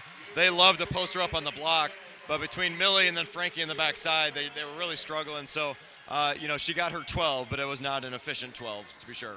Yeah, and that's all the things. She's going to get some buckets just because she touches the ball so often. You flip to some of the stuff on the offensive end, it really felt like the Cats struggled just to get any flow with it. There's points. Georgia looked good, made some good buckets. Later on, Amara Johnson made some big buckets. What you looking at the offense going into the break that you really want to fine-tune? I mean, the number one thing we've got to continue to work on is when we rev up our defense, we've got to slow ourselves back down on offense. I mean, fundamentally, we've got to recognize that we are our own worst enemy sometimes in offense. And it was amazing. When we slowed down, got ourselves settled, the possessions look great, but we've got to be disciplined about doing that. And, you know, it's one of those kind of next step things where we haven't played full court defense in years, and we've got to make that mental adjustment to slow down on one end and continue to be aggressive on the other. And then you look at Amara Johnson, made some big shots late, but the difference maker in watching her is her ability to defend 94 feet. What does it mean to have a guard that is a pest in the best sense of the word? Yeah, I mean, fundamentally, she is somebody that she puts the type of pressure on other teams that we've often had put on us. And one of the things I appreciate is that she's figured out a way to defend without fouling, where she's able to apply that pressure, keep herself out of foul trouble so we can keep her on the floor. And for somebody that didn't play a lot last year because of injury, she's really done a nice job of adapting every game to the way it's called to make sure she's able to stay on the floor. And I love, it's not the end of the semester, but it's the end of the year, so I'd love you to throw out some grades if you could. When you're looking at the defense, what grade would you give this defense? Ultimately, I said at halftime, I often grade various goals that we had. We gave it an A+, where we held LJ to 1 point at halftime, which is a great accomplishment. But I think fundamentally, the thing I love is how much the team is locked in every night. It's still our identity. So certainly defense has been, pretty strong across the board, one game withstanding. And then you look at the big thing to get to you where you want to go, winning that conference championship. What's the big thing you're looking to instill in this break before you get back for the second half of the year? I think one thing we've got to really start building towards is we've got to start knocking down some shots on the outside. Part of the reason Fort Dodger's able to keep it close is they just pack the paint and we're kind of daring us to take some shots. And as our legs get tired, we got to make sure we lock in where, it seems like we go through lulls where we're thinking more about fatigue than shot mechanics. So something we kind of keep harping on over break. We get Kendall Brummel back after break, and that's exciting for us. One more body to add to the mix. So that's certainly a goal for us that we really need to hone in on the over break. And I don't want to go too far without highlighting Akira Halstead's given you some nice spot minutes the last week and a half or so. What is it about her being able not to have a lot of minutes and then come into big time and play well? Yeah, she's a very steady player where she's kind of the classic never too high, never too low. She just kind of comes in and does what she does. And certainly her layup over LJ, that was a huge moment for it. It's an emotional lift for the team where it gives everybody a chance to get excited. So she gave us some really big minutes, both ends of the floor, and just kind of that steadying presence was really important. Well, have a Merry Christmas, Brian. And Brandon, we'll go back to you. Again, Bobcats win 35-27. At the break, Bobcats boys leading 25-17. And when we come back, we'll talk about our leading halftime stat leaders as well as get a scoreboard from around the state. This is Bobcat Basketball. You're watching KFJB-TV.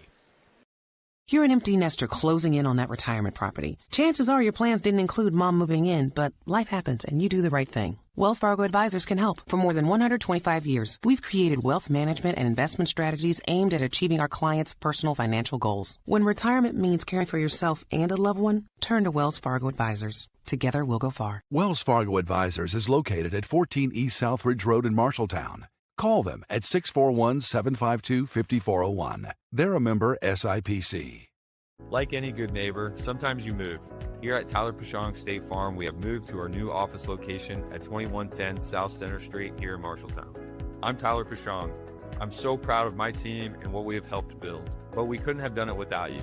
We are passionate about what we do and care about the community we serve. I invite you to our new location and see how we can make a positive impact in your life. We'd love to talk to you about what makes you M-Town proud. The Halftime Report, powered by Scouting America. Adventure on. 25-17 at the break. Bobcats leading scorer Gavin Mishek with 12, 8 for Jacob Hayes, Damian Segovia for 5. The big shocker, though, Kyle Smith, I don't even know if he got a single shot off in that first half. He has not shot the ball. He has not forced anything, but to me, you still have to, as a coaching staff and as Kyle, you got to get some shots up. I understand you're up 8, but you still want him to be in the rhythm of the game. You can say the defensive focus on him is opening things for other people, and you wouldn't be wrong. That's very true. But you'd like to see number 10 get going. Yeah, that is for sure. In that first half, leading scores for the Dodgers, 5 for Tavion Feely and 3 for Hayden Zuspan. Tytrell Mosley with 3 and 6 for Reggie Peterson, who started off pretty hot but kind of cooled off late in that second quarter of action. All right, so that's the first half of action, 25-17, a big adjustment that you see that the Bobcats need to make, especially on the offensive side of things where things have been good, but you're kind of feeling like they could be even better. Yeah, I think it comes down to exactly what I said. It's coming down to, and they played Kyle as a screener to get to the ball on that second action. So I think one of it is get him something quick. Defensively, I think the Cats have actually been really good. They have focused. Fort Dodger's whole goal is to slow down this game, minimize possessions, and they've hit some tough shots where you just have to tip your cap, say you're doing well. So I think Cats defensively are doing well. Offensively, love to see getting the ball into Kyle's hands for a shot early in this third quarter. We'll take a quick timeout, and as we continue on our halftime coverage, we'll get you a scoreboard update from around the state. This is Bobcat Basketball. You're watching KFJB-TV. Tired of just looking for a job? Find a career you'll love. Marshalltown Community College is enrolling now for spring classes. Your future starts here. We offer hands-on career training leading directly to in-demand jobs, from technical skills to healthcare. Our expert faculty and advisors help you find your path. We have flexible schedules, affordable tuition, and programs you can complete entirely online. Stop waiting. Invest in your future today. Spring classes start January 20th. Enroll now. Visit MarshalltownCommunityCollege.com.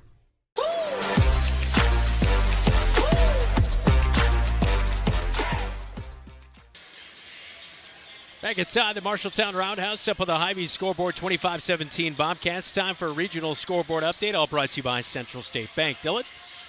Brooksy can never keep a West Marshall score out of his text thread, so they're leading South Hamilton 29-14 about a minute before halftime. Mason City leads Ames 22-19. This Iowa Alliance North thing is wide open. Yep. North 31, Hoover 24. That's at halftime.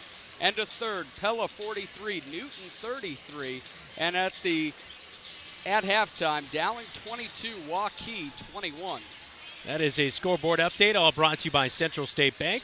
Discover what they can do for you with locations in Ames, State Center, and West Des Moines. That'll wrap up our halftime reports. Second half right around the corner. Halftime show all brought to you by Scouting America, Mid-Iowa Council. Adventure on. We do more than just t-shirts and hoodies. Check with Adlet Engraving and Screen Print for awards, lasered items, embroidery, and of course, imprinted apparel. 307 Riverside right here in Marshalltown. Easy parking, delivery is available. Refinance your auto loan with Members First Community Credit Union. For a limited time, refinance your auto loan from another lender and receive 1% cash back up to $500. Scan the QR code to apply online. Call us or visit a Members First branch. Have Van Wyck Wood Builders design and build the storage shed you need. So many different options to choose from. Van Wyck Wood Builders. Just 5 miles south of I-80 in Grinnell on Highway 146. Online at VanWyckWoodBuilders.com. Bobcat Athletics on KFJB-TV is powered by McGregor's Furniture and Mattress. Quality furniture for every room in your home. Sandvik Enterprises of Marshalltown. Let them deliver for you. Scooters of Marshalltown. Amazing people, amazing drinks. Members First Community Credit Union. Financially empowering Central Iowa. And Sports Plus. SportsPlusTherapy.com. Back inside the Marshalltown Roundhouse as second half just about ready to get going. I'm Brandon Lewis. Dylan Doze alongside me. Jeff Brooks back in the radio studio. Zach Domers, our on-site producer. And Keith Stewart roaming down on the court and up by Elijah Bond. Well, in that first half, 12 points for Gavin Mishek. He had to replace starting point guard Drake Gersma. He is out sick here tonight. And, boy, he really shined in that first half. Yeah, you see Damian Segovia moving over to the 1. Mishek comes in at the 2. And he just made the most of his minutes. There you see the flip assist, the alley-oop, if you will, to Gavin Mishek.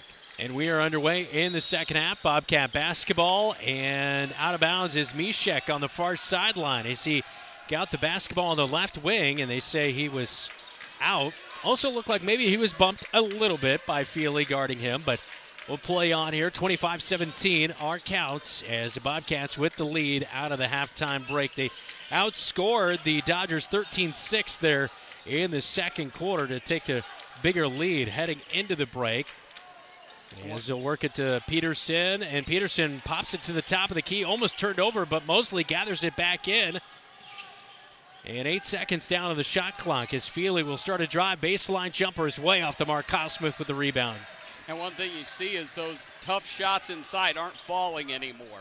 And the Cats have really just locked down in defense the whole time. Oh, Mishek left wide open. Hayes finds him with a bounce pass from the free throw line. And Mishek picks up right where he left off in the first half. He has 14 on the night. Gavin's scoring so much tonight that when he calls a family member, he says how much he scored, they're going to call him a liar. He's having quite the night. They must not be subscribed to KFJB-TV. No. And if you aren't, you need to smash the subscribe, hit a like button. Yeah, support our broadcast here on KFJB-TV, as well as make sure to turn on those notifications to get upcoming game alerts. A runner in the paint from the left side by Feely is no good. Kyle Smith with a rebound. A little bit of an off-kilter pass to Segovia. He finally gathers it back in, and he's into the front courts. And a timeout call as Segovia was getting bumped around by Feely a little bit. Right there, the freshman and senior getting locked up in a timeout by head coach Mike Apple. 6:26 third quarter, 27-17. Cats lead the Dodgers on KFJB-TV.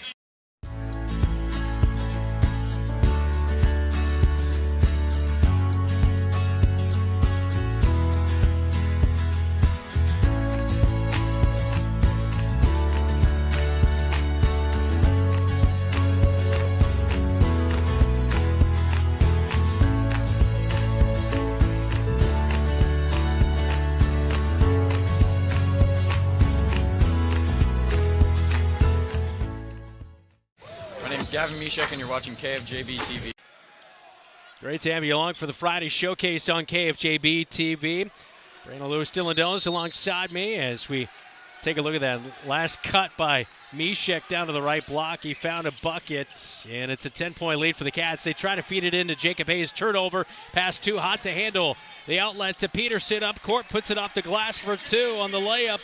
And Reggie Peterson with 8 points in the game, 27-19. Bobcats with the lead with 6:08 to go in the third quarter. Schoenfelder right wing finds a backdoor cutting. Mishek off the glass for two. How about Mishek? 16, having a career night. He wasn't on the scouting report to begin the game, but he's got to be now. He has 16 of the Bobcats' 29. 10-point lead. Peterson top, feeds left wing. Mosley faked a shot, drives, and we're going to have a foul on the floor, I believe on Damian Segovia, who was guarding, and it is going to be the second on Segovia. As we take a look at that last play by Mishek, cutting down to the left block. So Mosley will inbound, baseline left side here. Peterson will come for it, baseline near side. Pops it back to Mosley, left wing. Pulls up. No, that's a pass to Mayle, and he'll find Mayle. And Mayle with his first bucket of the night. That was a beautiful little play right there designed for the big man. Way back in the day, Dr. Tom Davis used to do that pass for the Iowa Hawkeyes, and it just fakes the defenders for a nice shot there by Mayle, his first bucket.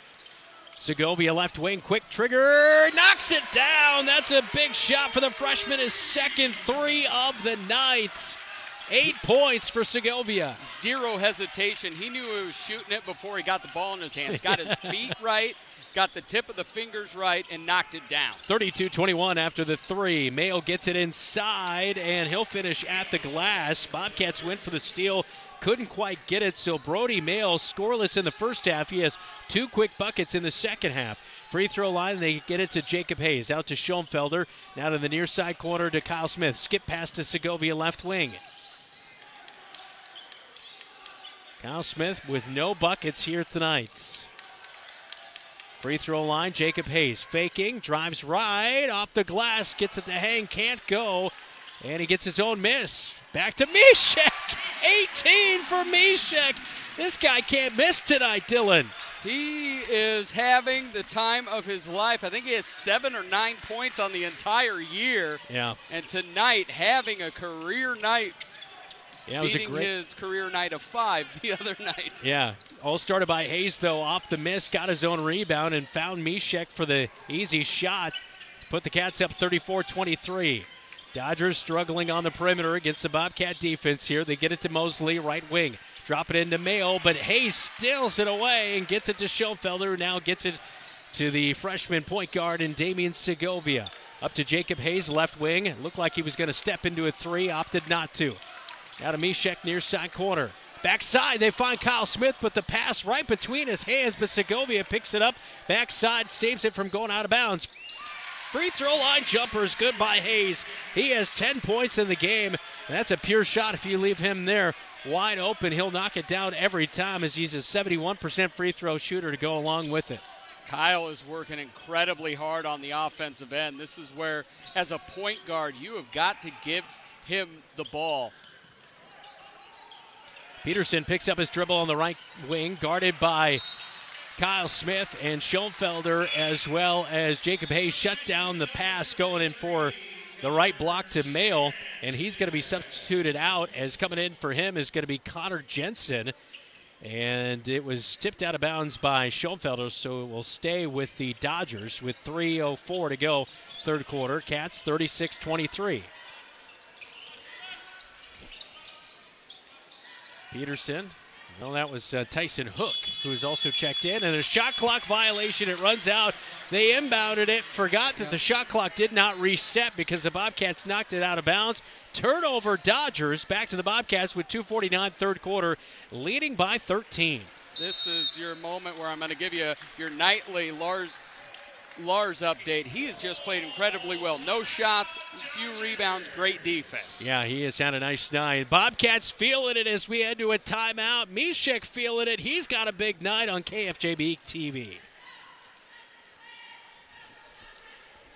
The right insurance agent can make all the difference. Assured Partners agents represent multiple insurance companies. They can pick and choose from a larger variety of outstanding insurance options. Assured Partners also handles life and health insurance and Medicare supplement coverage. With access to local, regional, and national insurance companies, Assured Partners will create policies tailored to the coverage you need. For more information, go online to assuredpartners.com/Marshalltown. Power through partnership with Assured Partners in Marshalltown, Toledo, and West Des Moines.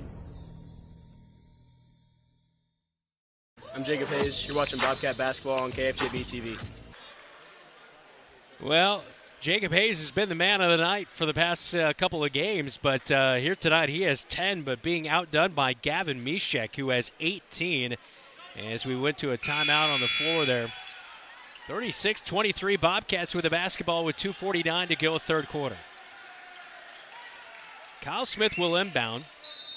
No points for the senior tonight. No shots. Segovia brings it over the 10-second line into the front court. Picks up his dribble. Bounce pass to Kyle Smith. Picked up, but I think Peterson held Kyle Smith and it off a defensive foul on Peterson. Second of the night for Peterson. First team foul here in the third quarter. Got to give credit to Peterson. He had a nice start to the night offensively, but I think part while Kyle Smith is not having a big night, he's done a good job guarding on him. And one of the reasons why Mishek is having a great night is because of all the attention they're giving. Underneath the hoop, Jacob Hayes catches it. He's going to dribble it out to the left wing, out to Mishek, top of the key. Fakes left, goes right, and has the ball tipped away. It'll stay with the Bobcats. Boy, that paint opened wide open for Mishek after the fake. They're at the top of the key, and that was going to be an easy two, but it was knocked away by the Dodgers. And this is one of those games that it might be the best. You see it right there, knocked away. Yeah, Feely knocked it away. Inbound to Mishek, gives it to Segovia at the top to run the points. Skip pass over to Jacob Hayes, right wing, and his three can't go. It's off the front of the iron, and Feely will come away with a rebound way out high. Outlets to Peterson off the glass. No, that's Tyson Hook, as he will get that one to go. His first bucket of the night, 36-25. Cats leading by 11.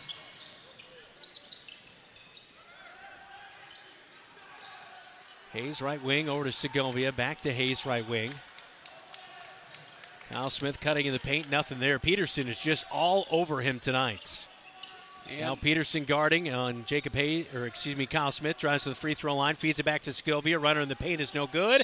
And off a Fort Dodge last as Tyson Hook went up for the rebound, lost it out of bounds on the baseline. It will stay with the Bobcats. Yes, he's all over him, but the Bobcats, when he's off a pick, are doing a poor job of getting that pass out early.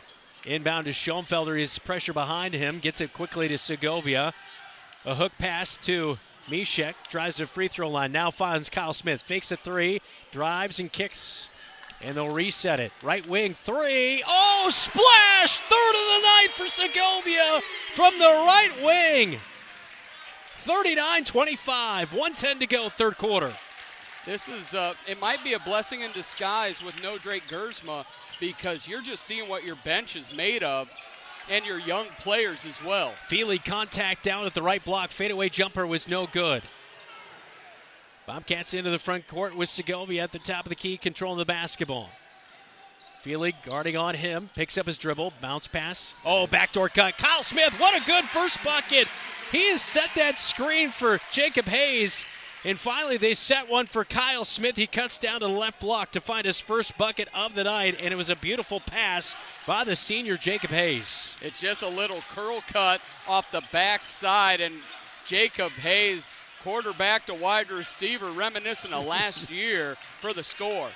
Peterson drives in, has to kick to Feely at the free throw stripe. Back to Mosley at the top. Now near side corner to travel. Yeah, a little extra step there by Peterson. Turnover, Fort Dodge, 41-25. Final shot of the third quarter will come for the Bobcats with 14 seconds to go as we take a look at that last play and that cut by Kyle Smith on our Tyler Pashonk State Farm replay. Yeah, put an asterisk by Lars Schoenfelder right there. Nice pick on that backside. Inbound, Segovia pushes away, and a foul drawn here on Segovia as Carter Hemrick was guarding on him. As the senior will draw the foul on Segovia. That'll be his third. So the last shot of the third quarter will go to the Dodgers with 14.7 seconds on the clock. And here's the thing. You can do that shove if you're trying to get around a pick on the baseline during a half-court set, but you're not going to get it right in front of the ref. Segovia will hit the bench with those three fouls and wait for the fourth quarter as Talon Halstead will check in to replace him.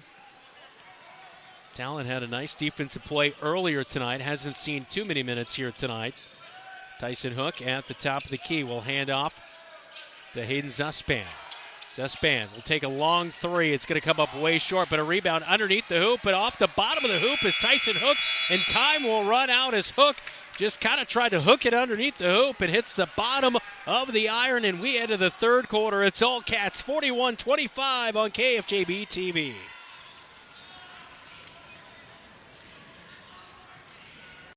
Brown's Shoe Fit has a great selection of athletic footwear, including Hoka, Brooks, On Cloud, Birkenstock, and Taos.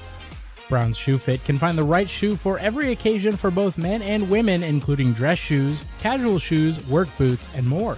They carry multiple sizes and widths to ensure the best fit for you. Their expert-friendly staff will take the time to give you the service you deserve. Brown's Shoe Fit, downtown Marshalltown, with you every step of the way.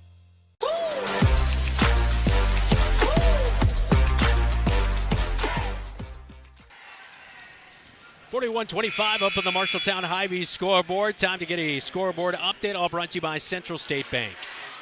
Ames has taken a 6-point lead at half over Mason City. They ended it on a 10-1 run. Wow. Cedar Falls 36, Ankeny 26. BCLUW over North Tama, end of the first. It's 26-18. Roosevelt's for real, folks. 56-27 with a quarter to go over Lincoln. Yeah, that Ames score is surprising. What was that? 26-point win for the Bobcats over? Yeah. Or no, that was Hoover. That was Hoover. Sorry, that was Hoover. Double-digit over Mason City. Yep. Three for Zuspan to start the fourth quarter from straight on, and he'll knock down his second three of the night. That's kind of his specialty, his threes. 32% from downtown this year. Bobcats get it into the front court with Kyle Smith. Gives to Mishek. Zuspan will guard on Mishek. Now Schoenfelder feeds it into Hayes. Had pressure, but fights through it. As flied in with Zuspan, but he wasn't able to get in the way of Hayes. And Hayes has 12 on the night. 43-28 Cats.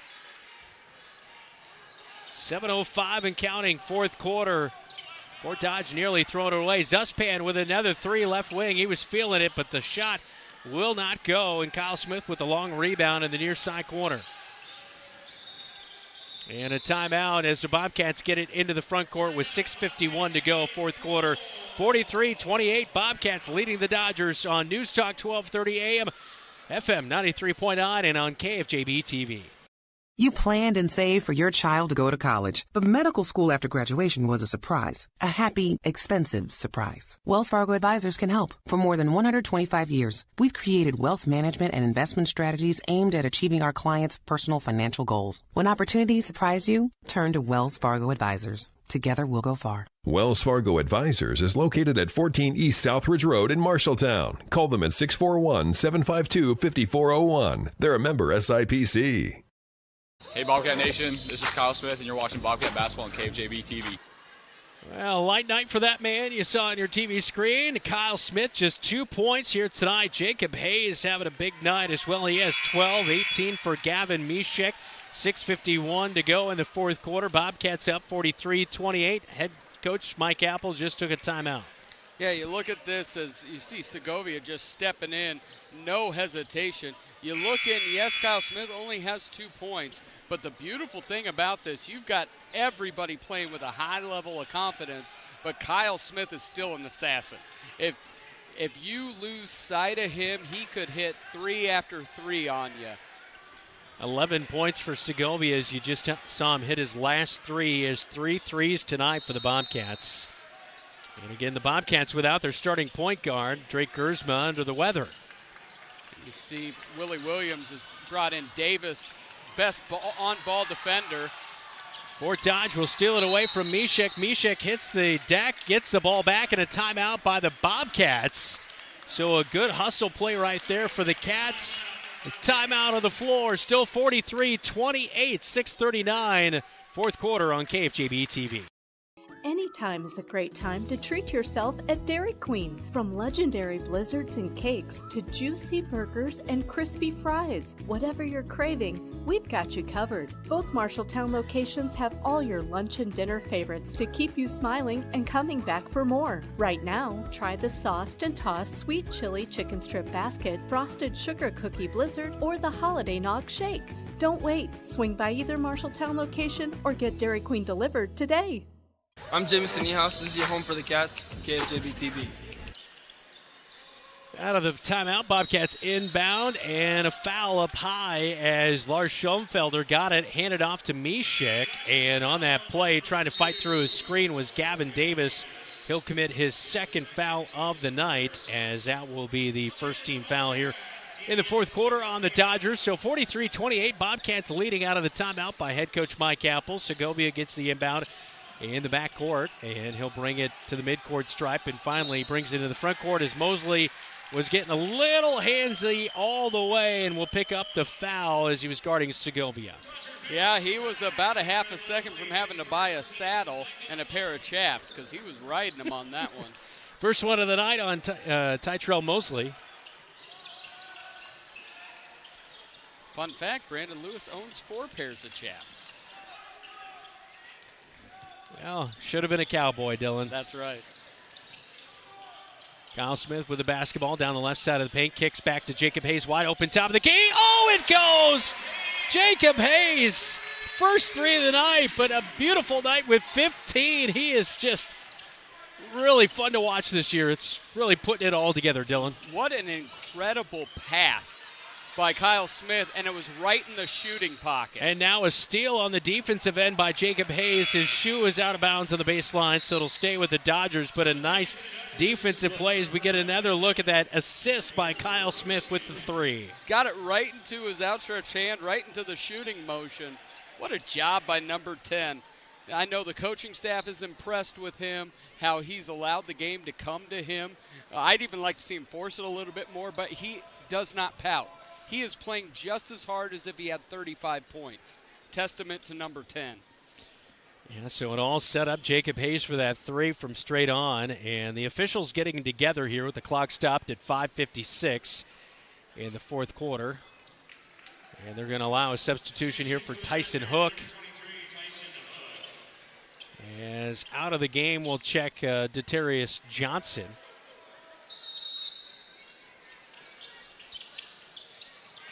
Zuspan gets the inbound. A lot of faking going on there. Does pass it to Peterson, left wing. Drives in. Hook shot is no good. And Kyle Smith with the rebound. Passes it over to Segovia. Gets it into the front court. He's looking for something. Hits the deck. And all over him again was Mosley. As Segovia stopped on the left side of the paint, and Mosley kept going, runs right in the back of the freshman Segovia. That'll be the second of the night on Mosley.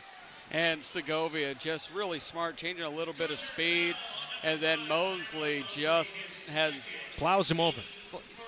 For a lack of a better term, it's snow. I know a lot of it's leaving, but it still looked like a snowplow company out there. Segovia will inbound, baseline left side. As he'll go up high to Mishek.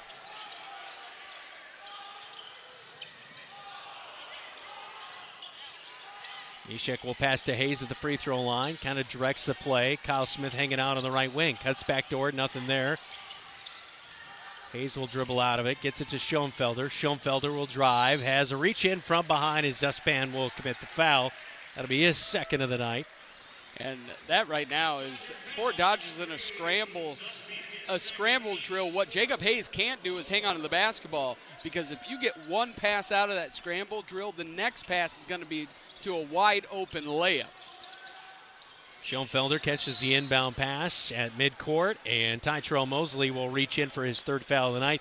Fifth team foul, and that'll send Lars Schoenfelder to the free throw stripe. Coach Willie Williams wants to muddy this thing up and extend the game, because that was not, I got caught for a foul. He was supposed to foul him on that, and we know Lars has struggled from the line so far this year. Schoenfelder, no points tonight, but as Dylan alluded to, he's done a nice job for setting screens and also getting in some of those pivotal rebounds as he'll knock down the first free throw. Makes it 47-28 Bobcats. Second free throw to come, and a lane violation is coming, and it should be on the Dodgers. Yeah. As one of the guys is that Peterson. He was stepping into the paint before I think it's Hook. Tyson Hook. You guys, I feel for you, because they're roughly, Hook and Peterson like the almost look the same. Yeah. Hook has a little bit darker hair and it's curly, but they are legitimately the same size. So Schoenfelder gets to do it all over again and won't make him pay. It's off the back of the iron. Peterson will haul in the rebound. He'll push it into the front court. 19-point lead for the Bobcats. Free throw line jumper, turnaround, it was good. As Tytrell Mosley drove for the far side quarter, knocks that one down. Just his second bucket of the night, as he is 5. Bobcats into the front court, almost throw it away. It's last off of Fort Dodge as Zuspan last to touch it, as they kind of brought a trap out on Segovia over the midcourt stripe. And one thing that you look for here is not to go the pass just to the straight wing right next to you, but look for that back corner. There could be an open lane for Mishek as they pressure the basketball. Swing it again here. Mishek comes back near side to Kyle Smith. Drives, extended right high post, takes the jumper. It's no good for Kyle Smith. 47-30 will remain, a 17-point game. Zuspan way out high. Passes over to right wing to Roshan. He's checked in just a little bit ago. Over to Peterson. Bounce pass over to Mosley. 3 on the way. Skims off the yard. No good. Backside rebound by Roshan. He'll dribble it out left wing, and Dodgers will reset as we approach the 4-minute mark. Zuspan forces a 3 from straight on. No good. Rebound by Peterson over the back of Kyle Smith, and they're going to keep it and say it's off of Kyle Smith, baseline right side. One thing I'm noticing with the Cats right now, because the Dodgers are playing frantic, they almost seem to be playing with a little anxiety, a little anxiousness here. You just got to calm down, breathe through this. Off a screen, the 3 by Zuspan is way off the mark. Kyle Smith with the rebound, way out high. He'll feed it. Mishek, 3. Oh! Gets it to go. Mishek with 21 points on the night. 50-30, Bobcats right in front of the student section. My goodness, a sophomore knew the knew the job description and is fulfilling it to the T. Nice kick from Kyle Smith for another assist for the senior. Dodgers into the front court. Peterson out high, guarded by Kyle Smith. Down the right side of the paint. Smith with a hand in his face. Shots off the mark as Mishek will haul in the rebound. Outlets to Segovia. 3:20 to go. 20-point lead now for the Bobcats after that made three by Mishek. Segovia has it knocked away. Goes right to Jacob Hayes. Hayes back to Schoenfelder. Now cuts down the left block. Hayes wide open. Off the glass and good for two. Jacob Hayes with 17 on the night, 52-30. Bobcats, 2:58 to go. But how about it? Mishek, 21 points on the night with another three. Have Van Wyck Wood Builders design and build the storage shed you need. So many different options to choose from. Van Wyck Wood Builders, just 5 miles south of I-80 in Grinnell on Highway 146. Online at vanwyckwoodbuilders.com. Refinance your auto loan with Members First Community Credit Union. For a limited time, refinance your auto loan from another lender and receive 1% cash back up to $500. Scan the QR code to apply online. Call us or visit a Members First branch. We do more than just t-shirts and hoodies. Check with Adlet Engraving and Screen Print for awards, lasered items, embroidery, and of course, imprinted apparel. 307 Riverside, right here in Marshalltown. Easy parking, delivery is available.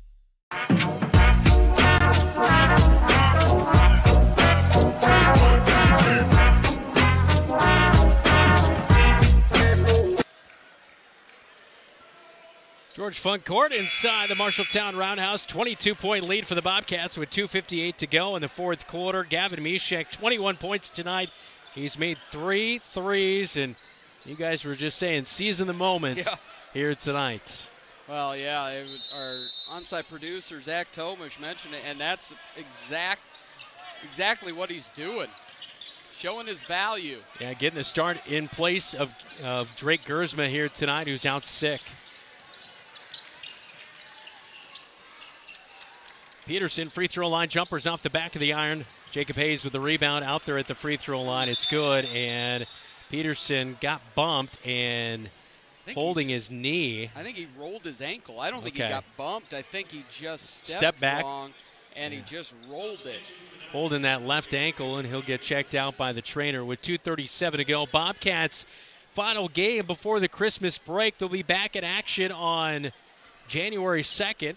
That Friday we'll have coverage for you as they'll take on Council Bluffs Jefferson at 2:30.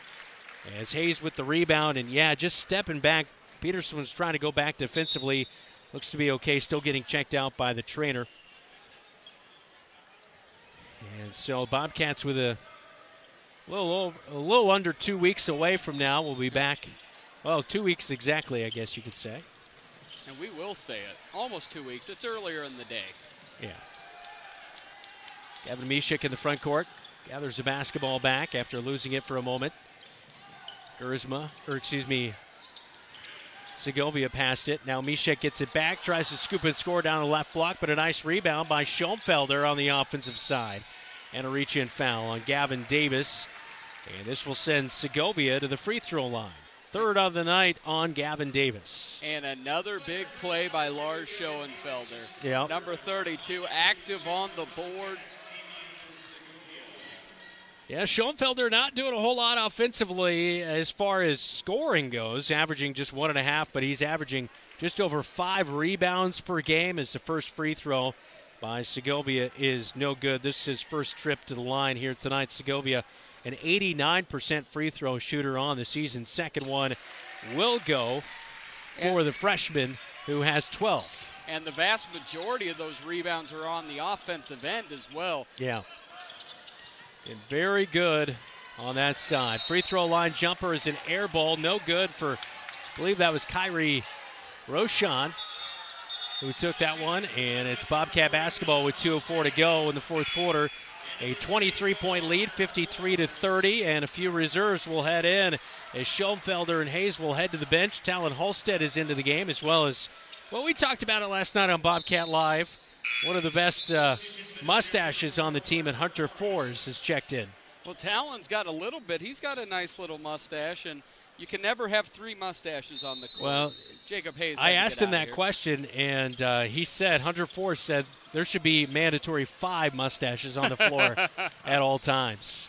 I don't know if everybody on the team could pull that off. If I had eligibility, I'd throw a mustache on there. I'd get out there. Bobcats in the front court. Kyle Smith with a 3 from straight on is off the right side, as Zuspan will haul in the rebound. They'll bring it up court. Picked up by Kyle Smith. Knocks away his pass as he was trying to work it inside to Roshan. And it will stay with the Dodgers as Carter Morris is checked in. He'll inbound it to Zuspan. Swervo is getting into the game as the crowd erupts. Senior Tyler Dorothy. 90 seconds to go inside the roundhouse. Davis lines up a 3 from straight on. No good as Kyle Smith went for the rebound. Roshan knocked it away last. It will stay with the Bobcats. Minute 24 to go. Kyle Smith will check out of the game. Tyler Dorothy is in, as well as Garrett Tatey has checked into the game for the Bobcats. Segovia stays in to run the point, and a reach in and a poke away by Carter Hemrick on the inbounds play to Segovia. So it'll stay with the Bobcats. They'll now get it into Segovia. Minute 22 to go. Cats by 23. Segovia will push it over the 10-second line, and he's trapped immediately in a timeout called by the Bobcats. 1:13 to go in our game. No foul called. It will be a full timeout. We'll step aside. Bobcats up big as they look to go to 5-2 on the season with a win in the Iowa Lions North on KFJB-TV.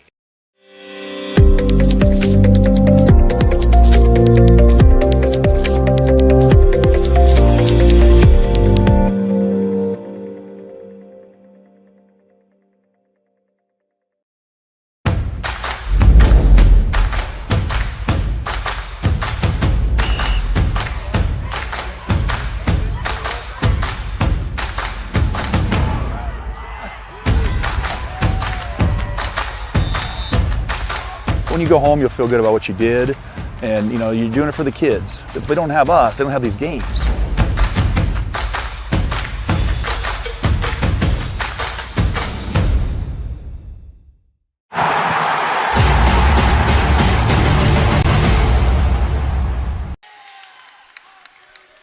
.07 to go inside the roundhouse on George Funk Court. I'm Brandon Lewis. Dylan Dell's alongside me. Bobcats with the basketball. Hunter Fours on the right wing. Garrett Tatey will swing it to Talon Halstead now. Now to Tyler Dorothy. Now back to the top to Segovia. Garrett Tatey will get it right wing. Drives into the paint, kicks out. Hunter Fours 3 from straight on is no good. Tipped out of there. Oh, Tyler Dorothy with a one-hand rebound. Gets it to Talon Halstead. Why not? 3. Back of the iron, no good. Always love a big man 3. Davis will speed ahead. Kicks it out far side corner. Open for 3 and rattles home for Carter Hemrick.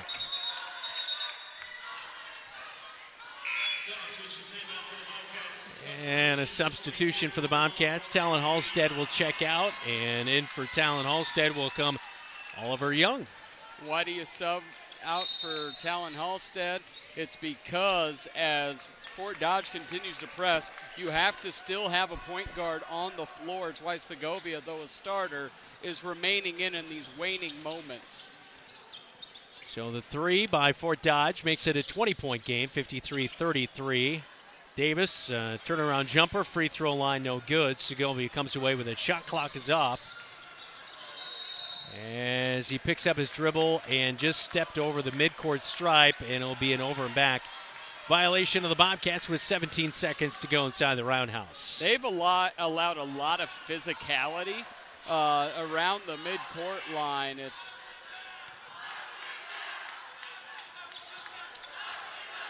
Well, this one just about done with as the Dodgers will put up a 3. Left wing is no good. Tipped out of there, and I believe it will stay with the Dodgers. As Hunter Fours tried to come back to that one. Yeah, that was close on that midcourt stripe for Segovia on that turnover. So 8 seconds to go. Dodgers still with the basketball.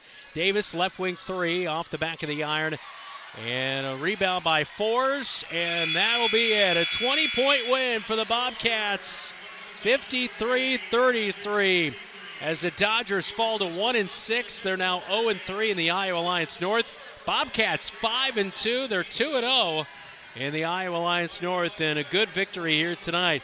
Dodgers hung around early, but the Bobcats outscored the Dodgers 13-6 in the second, 16-8 in the third, and continue to pour it on here in the fourth quarter and earn a really well-deserved win here tonight at home. I thought Damian Segovia was really good as the point guard here tonight. He moved from that shooting guard over to the point guard with Drake Gersman out. Oh, there we go. He did the Shador. He did the Shador, and then it's a field goal. The U plays tomorrow there, Tyler. But you look at it, and it was just a great night. Mishek came in.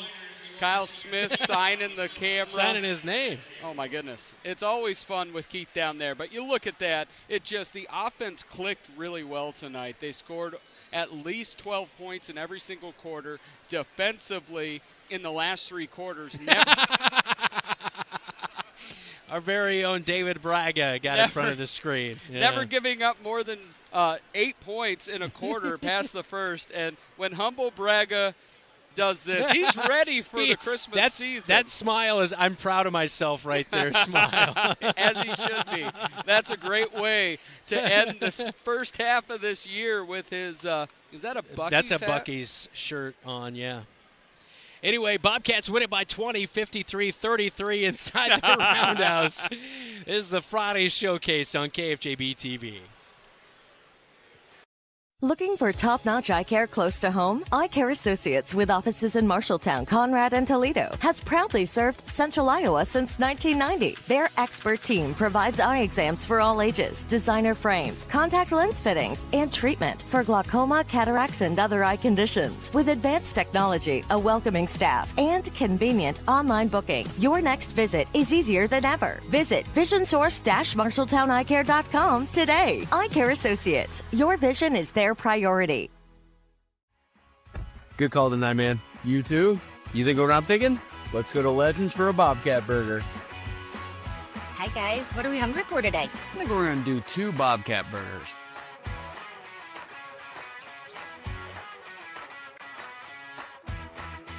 Whether it's pregame or postgame.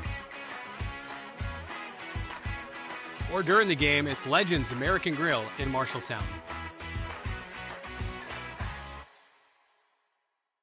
Looking for a financial partner that puts you first? At Lennox Employees Credit Union, we're more than just a place to bank. We're part of your team. From low-interest loans and great savings rates to personalized service you can trust, we're here to help you reach your goals. Join the credit union that understands what matters most, because we're built by employees for employees. Stop by Lennox Employees Credit Union today at 1004 East Main in Marshalltown, or visit lennoxecu.com to get started. Lennox Employees Credit Union, where your success is our mission. Member NCUA.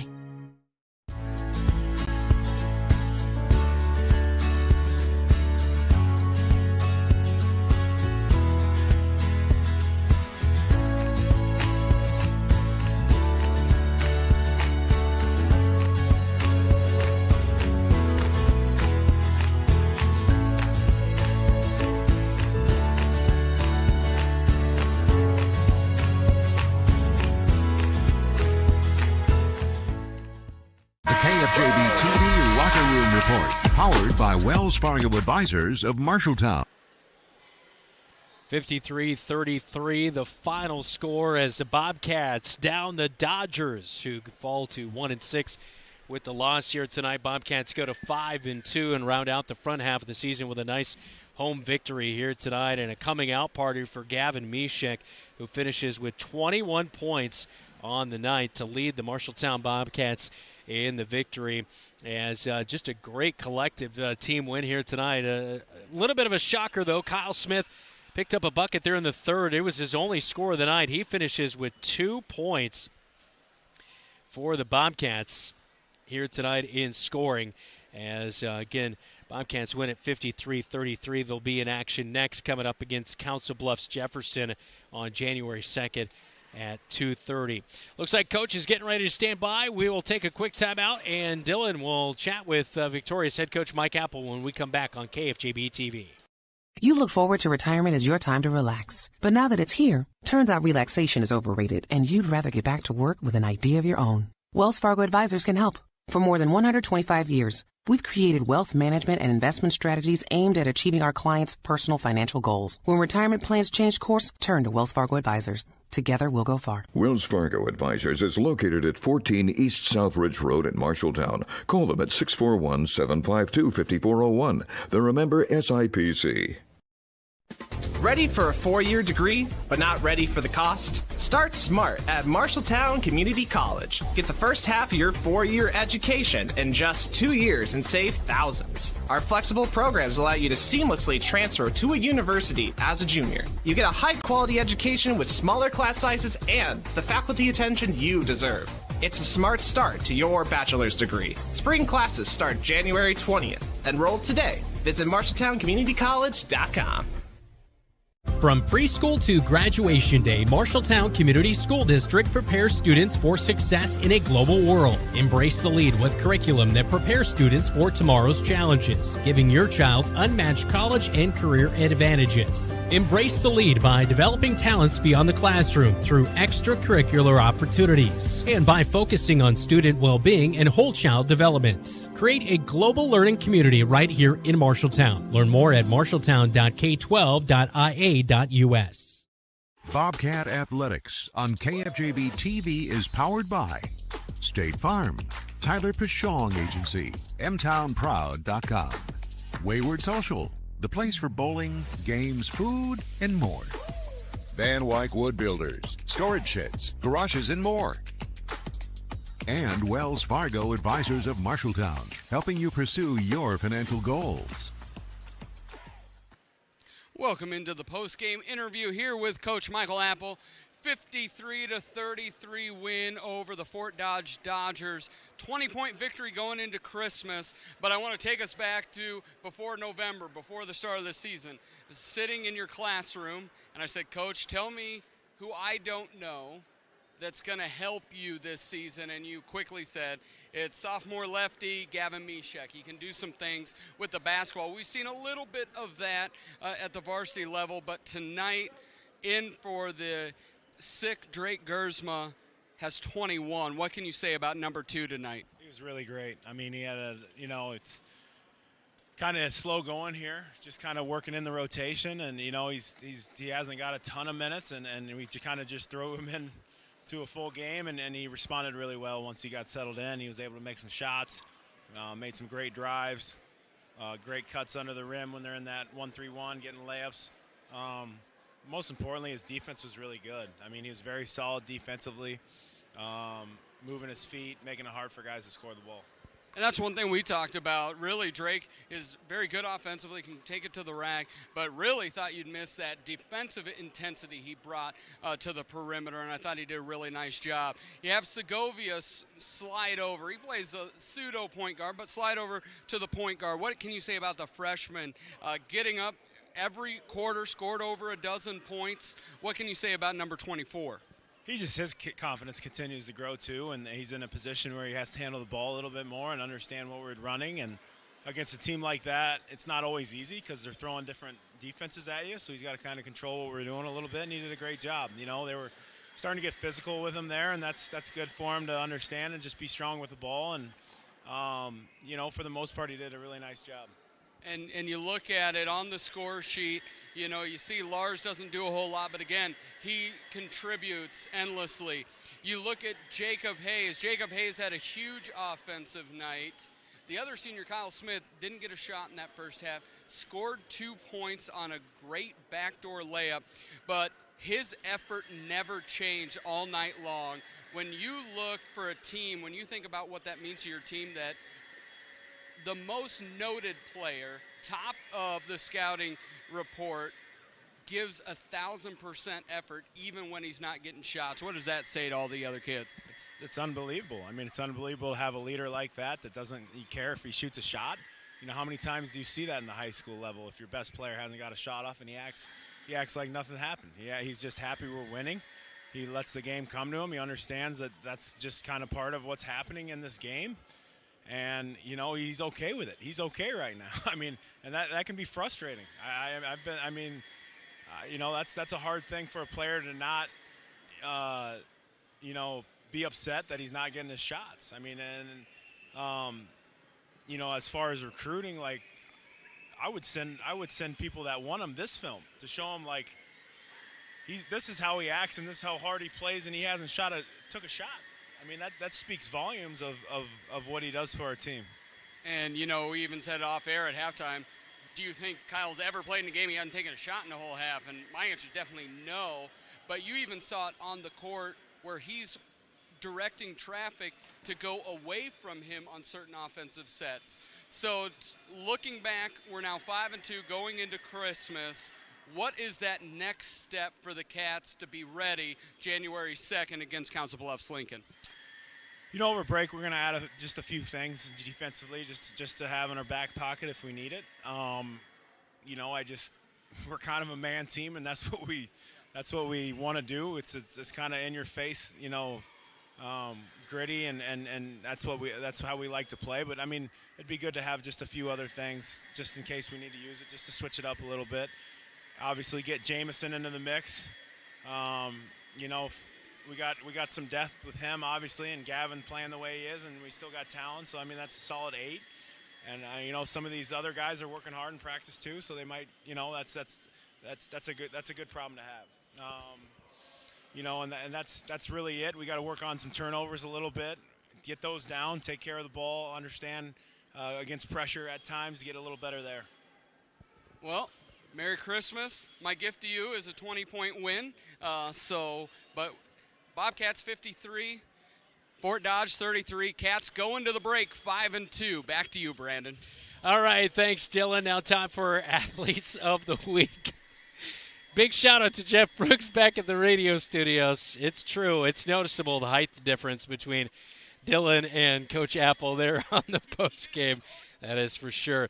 All right, time for our Athlete of the Week, all brought to you by Opa Grill of Marshalltown. Greek and traditional favorites. All you have to say is Opa, as well as Adlin Engraving and Screen Print, as Opa kicks in a $25 gift certificate to the male and female athlete, and Adlin Engraving and Screen Print, a custom T-shirt, and also we've kicked in a custom tumbler as well with the Athlete of the Week, as Millie Heitman just continues to shine for the Bobcats, who move to 7-1 with the victory here tonight as our male Athlete of the Week. Last week was Jacob Hayes. He's continuing to put together a solid senior campaign. He finished with 17 points here tonight, and last week he had a really good week to help the Bobcats after their good start. They now stand at 5-2. That is our Athletes of the Week. Get all brought to you by Opa and Adlin Engraving and Screen Print in Marshalltown. This is the Locker Room Report. You're watching KFJB-TV. Come to Opa Grill in Marshalltown for made fresh family recipes handed down for generations. Treat yourself to gyros, pasticcio, Italian pasta dishes, burgers, salmon, homemade soups, and fresh salads. Enjoy a nice glass of wine or a cold glass of beer. Opa Grill has a great variety of American, Greek, and Italian dishes. Something to make everyone in your party say Opa. Open 11 to 8 Monday through Friday, 11 to 3 Saturday, closed Sundays. At the corner of Boone and Center Streets in Marshalltown. DoorDash delivery available. Opa. You're an empty nester closing in on that retirement property. Chances are your plans didn't include mom moving in, but life happens and you do the right thing. Wells Fargo Advisors can help. For more than 125 years, we've created wealth management and investment strategies aimed at achieving our clients' personal financial goals. When retirement means caring for yourself and a loved one, turn to Wells Fargo Advisors. Together, we'll go far. Wells Fargo Advisors is located at 14 East Southridge Road in Marshalltown. Call them at 641-752-5401. They're a member SIPC. McGregor's Furniture and Mattress is your local furniture store in Marshalltown. With their extensive inventory, you're sure to make a winning selection when you shop McGregor's for your bedroom, living room, and dining room furnishings. McGregor's has the right play for every room in your home. McGregor's Furniture and Mattress is proud to be your locally owned and operated furniture store since 1896 and very proud to support Bobcat Athletics again this season. McGregor's Furniture and Mattress, downtown Marshalltown, open 7 days a week. The KFJB-TV Locker Room Report, powered by Wells Fargo Advisors of Marshalltown. Time for our final scoreboard update of the night, all brought to you by Central State Bank with locations in Ames State Center and in West Des Moines. There was a fight on their hands up in Mason City, but Ames was able to secure a 55-45 win on the road. Centennial 63, Valley 45.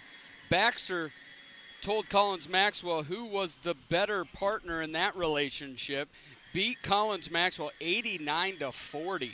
North Tama 59, BCLUW 47.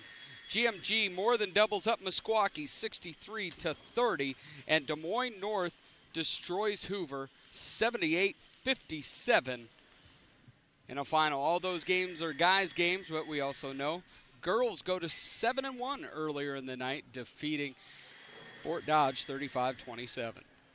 We'll wrap up the locker room report from the Marshalltown Roundhouse when we come back on KFJB-TV. Scooters Coffee in Marshalltown wishes you the happiest holidays and a wonderful start to the new year full of love, laughter, and coffee. Remember to fuel yourself through the busy days. Stop by Scooters Coffee in Marshalltown for your favorite seasonal drinks, classic go-tos, or a little treat just for you. Whether it's a warm latte, a sweet holiday-inspired drink, or a pick-me-up on a chilly day, Scooters has something to make your day brighter. Scooters Coffee in Marshalltown, keeping you energized, refreshed, and ready to enjoy every moment of the season. At Sports Plus Sports Medicine and Physical Therapy Center, we customize each patient's treatment plan to their individual needs. What does that mean? It means that not every back or knee problem is treated the same, and that your program will be unique and designed especially for your needs or problem. This improves how quickly you will return to work or sports. The Sports Plus staff is encouraging and takes pride in your successful recovery. This is just one more reason why champions choose Sports Plus Physical Therapy as their favorite place to rehabilitate and train. Wayward Social is the place for fun. With 20 lanes of bowling, leagues for all levels, great food and drink options, an awesome arcade, there is a ton of fun to be had at Wayward Social for date night, family fun, or the company party with plenty of space for everyone. Visit Wayward Social on Facebook for updates on specials and live music. It is all on South 6th Street in Marshalltown. Visit wayward-social.com to start planning your group outing at Wayward Social, the place for fun. The KFJB-TV Locker Room Report, powered by Wells Fargo Advisors of Marshalltown. Back inside the Marshalltown Roundhouse, transportation for today's game on KFJB-TV, all provided by Carl Auto Group in Marshalltown. Carl is your dealer for life. Well, our upcoming broadcast schedule is after the new year, as the Bobcat boys basketball team will be in action against Council Bluffs Jefferson at 2:30 on January 2nd, as we'll have coverage starting around 2:15 for that one. Hope to have you along here on KFJB-TV. Well, a Happy New Year and Merry Christmas to everyone. Thanks so much for joining us tonight. Be sure to hit the like and subscribe button. Thanks so much to our KFJB-TV crew for another great year of coverage here on KFJB. Jeff Brooks back in the radio studios. Elijah Bond, Keith Stewart on our camera coverage. Our on-site producer, Zach Tomish. For Dylan Dose, I'm Brandon Lewis. Another winning night of basketball inside the Roundhouse. Girls win it 35-27. Boys top Fort Dodge by 20, 53-33. You've been watching Marshalltown Bobcat Athletics right here on your home for the Cats, KFJB-TV.